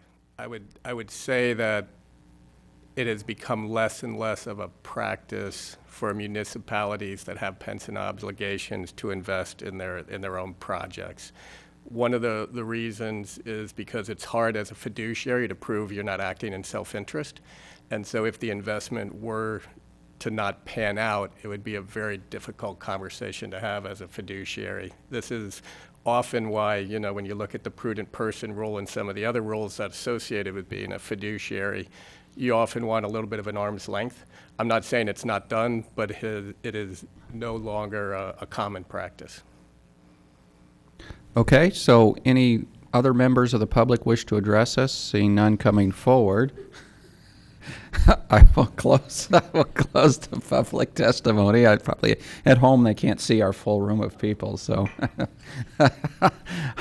I will close the public testimony and come back to council for more questions, motion, discussions. Vice Mayor Leonardis. Thank you, Mayor Rennie. Well, as a member of the Finance Committee, which I am no longer a member, but I was during this meeting when we had these discussions, the citizens in the group felt that because we're required by state law with a lot of our reserves to put them in short-term instruments that only yield a very small, I would like to say risk-free, but largely risk-free proposition, that they wanted to take this money and not put it in anything like CDs or whatever we've been investing in order to gain the most return. They wanted to put this money to work and make that money work hard. Staff had presented us with several options, one being a lot of equities, one being the least amount of equities, and the Finance Committee leaned towards the most equities because they want to get the best return for this money so they can work on paying down the pensions, and that was the logic behind their decision. All right, thank you. Councilmember Sack. Okay, so I want to make sure I understand. This is an area I know very little about. So is this option that's being presented to us the aggressive of the various options as Councilmember Leonardis just described? I hesitate to use the word aggressive Okay. because a 70% allocation to equities is not out of line with what a lot of other pension plans are doing. It is an allocation that has more equity than some of the other allocations. And so in that regard, just looking at those 5 asset allocations, it has the more aggressive exposure to equities. But I wouldn't necessarily call the allocation itself aggressive. And then how long does the money sit there not being touched? So that was part of the conversation also, and this is where staff, kind of hesitated a little. And we talked about this at the meeting, and Vice Mayor Leonardis, characterizes it absolutely correctly. If you look at the city as a whole, it appears as if we actually have very little equity exposure based on all our investments. And so for our purposes, they view this as being a 30-year objective. Our liabilities are a 30-year or longer objective. And so one of the reasons they want a dollar cost average is because they are cognizant of the fact that, we do have markets at higher valuations currently. And so they didn't want a single exposure point. And so that's why they discussed dollar cost averaging, but acknowledging that these monies are going to be there for a long time. Go ahead. My final question, I know we have training coming up. Is it training to better understand what you've presented to us today so that as we have future discussions, we'll understand the various asset allocations and know exactly what you mean? The training you'll be receiving, unfortunately, isn't necessarily investment training. Okay. What it is training to better help you understand when you do make an informed decision, and your role as a fiduciary is to just make the best informed decision you can. I believe counsel, if he were here, I've worked with him quite a bit over the years, would think that you've been provided enough information to currently make an informed decision. What he'll expand on during our fiduciary training is just kind of more elements that go along with the fiduciary and how it aligns with California law. Okay, Councilmember Spector. Thank you, Mr. Mayor. To staff, I'm looking at looks like page 6 of 20 of your staff report or of attachment 1, and it has categories of risk from conservative to capital appreciation. I was under the impression that we did moderately conservative. Is that correct or incorrect? So currently, there are no monies invested in any asset allocation for the Pension 115 Trust. When you look at the bottom section on that page around the OPEB trust, you are currently invested there in one of the CERBT trusts. And that trust, I believe, is the less conservative trust. Is that correct, Finance Director? It's the strategy. It's the original strategy, which I think was 60-40, 60% equities, 40%. Right. So it's not, I wouldn't say it's aggressive. It's typical. It's long-term.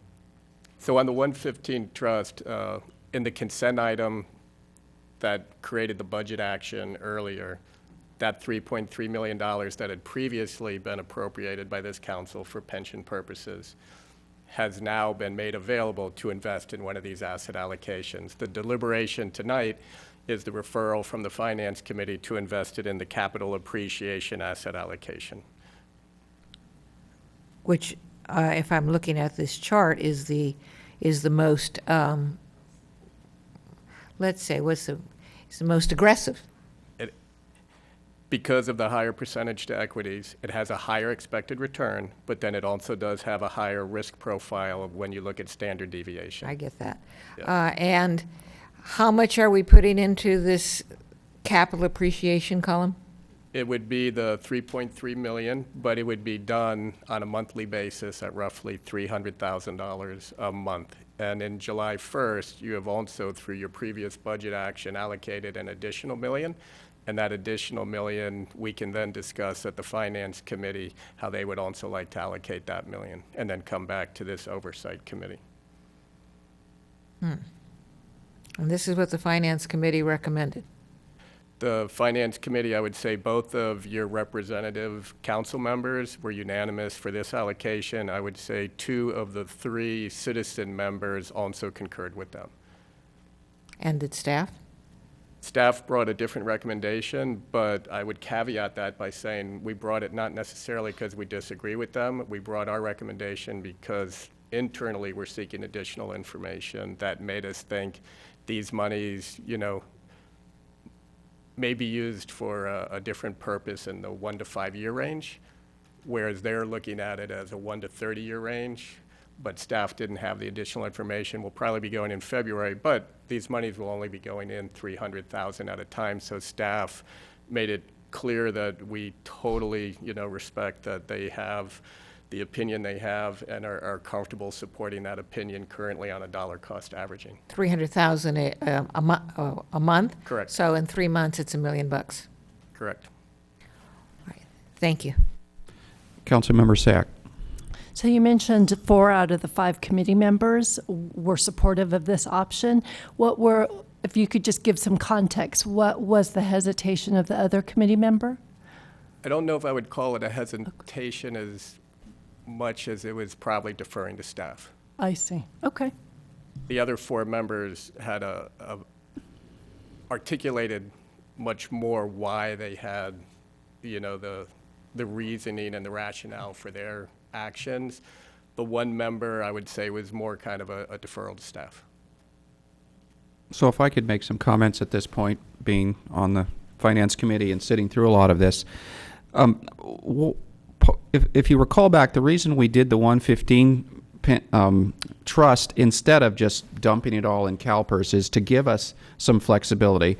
As our Assistant Town Manager pointed out, what if there were big losses at some point at CalPERS and all of a sudden our yearly payment goes up a bunch and we don't have a lot of excess budget? Here's a place we can now fill that in. It gives us, it gives us, another option that if we just gave it all to CalPERS, and some people are uncomfortable that CalPERS is really doing that great a job.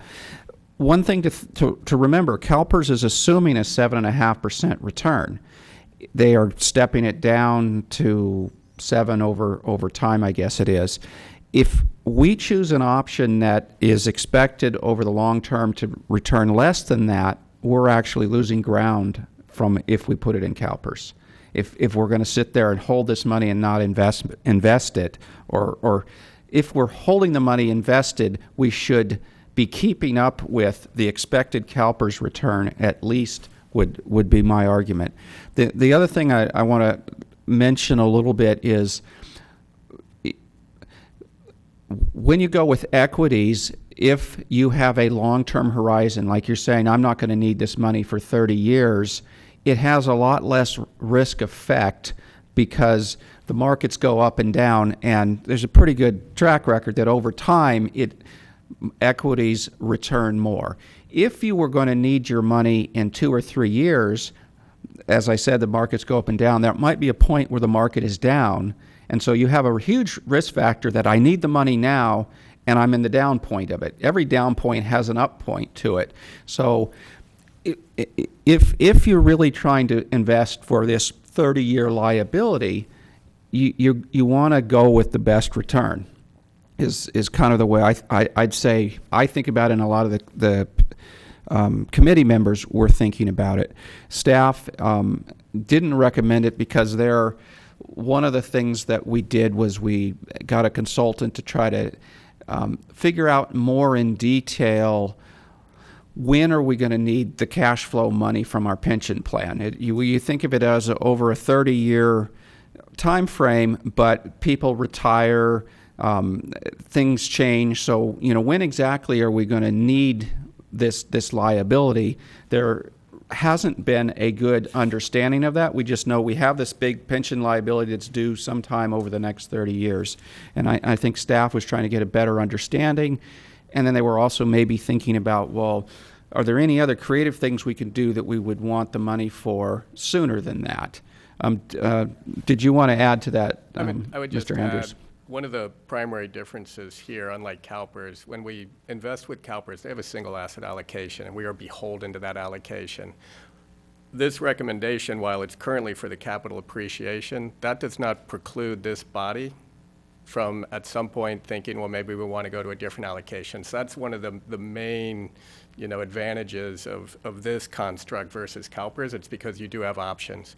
When this oversight committee was adopted by the town council, yourselves, one of the things in the staff report is that annually you folks will review the asset allocation and see if the allocation still makes sense given the best information you have at the time. So unlike CalPERS, which is a static construct, you get one asset allocation and that's all you get. You do have the ability to have options here, and you do have the ability to change those options when you deem fit. And if I could add another comment, and I'll let you add your thoughts also. Another feeling that I think all of the committee members had, and we've had, I think Mr. Van Naden and maybe some others at the podium saying, you guys need to get with investing. We're sitting here holding this money at a 1% return. We're falling further behind CalPERS. So everybody, whether they, necessarily agreed on should it be the highest equities or the next highest equities, they all said you got to get with it now. So I almost feel like there's urgency to approve this and start getting it better than the 1% return. As Mr. Andrews mentioned, we really don't want to just dump it all in now because you don't know if this is a high point in the market for the year. We'd like to put it in over time, and the committee agreed that a year's time was a good way to step it in. I think the PARS representative had said it's typical to step in over 3, or maybe that was part of 3 months over, maybe that was part of the staff report, and the committee decided to actually be more conservative and step it in over a year. Would you like to add anything to that, Mr. Andrews? Nothing other than what I previously stated, which staff does not have a strong opinion against this recommendation. Staff brought a recommendation based on a series of variables we were looking at. We fully appreciate that in the long term, equities definitely pay a premium over other fixed income assets. We also know that, as I mentioned previously, this is not a static investment. We have other options in the future to shift course if we think that's appropriate at the time.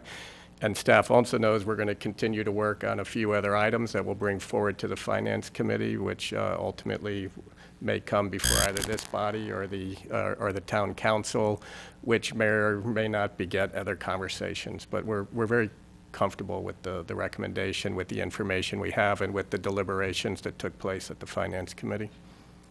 Okay, other comments, questions? Motion? Vice Mayor Leonardis. Thank you, Mayor Rennie. Since I see Mr. Conway sitting over here with us this late hour, we have so many millions and millions and millions of dollars in reserves, and the objective is for them never to go below what the investment is. So we have them in CDs or Treasury bills or whatever. And again, the Finance Committee looked at this small amount of money relative to what our millions and millions of dollars are in reserves that by state law we're not allowed to take out of those low percentage instruments and convert to equities or anything else, because that would be playing the market with the public's money, which is dedicated to those those funds, those reserves. So in relationship, this is a small amount of money to our overall portfolio. And again, they looked at the returns on from the 5 choices, and they felt we want to go for the highest returns, which is still only like a 70-30 allocation of equities. But they felt like going with the lowest level of return, it was like in the 3 or 4% range, wasn't going to be aggressive enough considering we have so much money sitting in cash already. I hate to use the word aggressive, assertive enough. So they were looking for to better the interests of the people's money by making their choice. And I don't find this to be like a high risk proposition, especially with the dollar cost averaging. I kind of wish we would have started this process a year ago before the market went up 25%. But hopefully with the new tax cuts going through Congress, maybe it'll go up another 25% next year. And we'll be in time for that. And I would just add, having participated either as a board member or as a CIO for 7 years in board pension deliberations, fiduciary council would be very satisfied with the conversation and the back and forth that's been occurring at this meeting.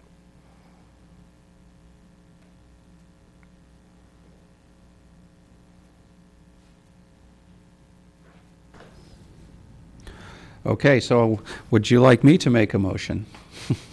As a Finance Committee member, I'll go ahead and make the motion for the staff recommendation, which there's 4 parts. The first one is establish the Town Council as the Oversight Committee for the Town of Los Gatos IRS Section 115 Pension Trust. I apologize, Mayor. You don't have You're to do reading a previous memo. Okay, am I reading the wrong one? Sorry, it's the attachment to the staff memo. Tonight is a single action, and that action would be to make a motion to adopt, if you are going to adopt the Finance Committee recommendation, that would be to adopt the PARS capital appreciation passive asset allocation. Okay, so I'll make that motion then, which is simpler. I will second that motion. Councilmember Spector. Well, I'll start out by saying thank you, Finance Committee. Thank you, committee members who were involved. I totally want us to increase our pay down of our pensions, and I've been griping about that for years. However, having said that, I am not comfortable as I sit here tonight with the capital appreciation column and recommendation. I'm specifically not comfortable with the 75% equity. So, but I don't want to vote against it, so I'm going to abstain. Okay, other comments? All right, well, let's call the question, see what we get then. All in favor? Aye. Anybody opposed? None. Any abstentions? Okay, so I think we have 4 ayes and 1 abstention. Councilmember Spector voting abstention. Okay, so does staff need anything else from us? No, thank you. All right, thank you. So Congratulations on your first meeting. we will adjourn then the Town Council, the Town Pension and OPEB Trust Oversight Committee. Thank you.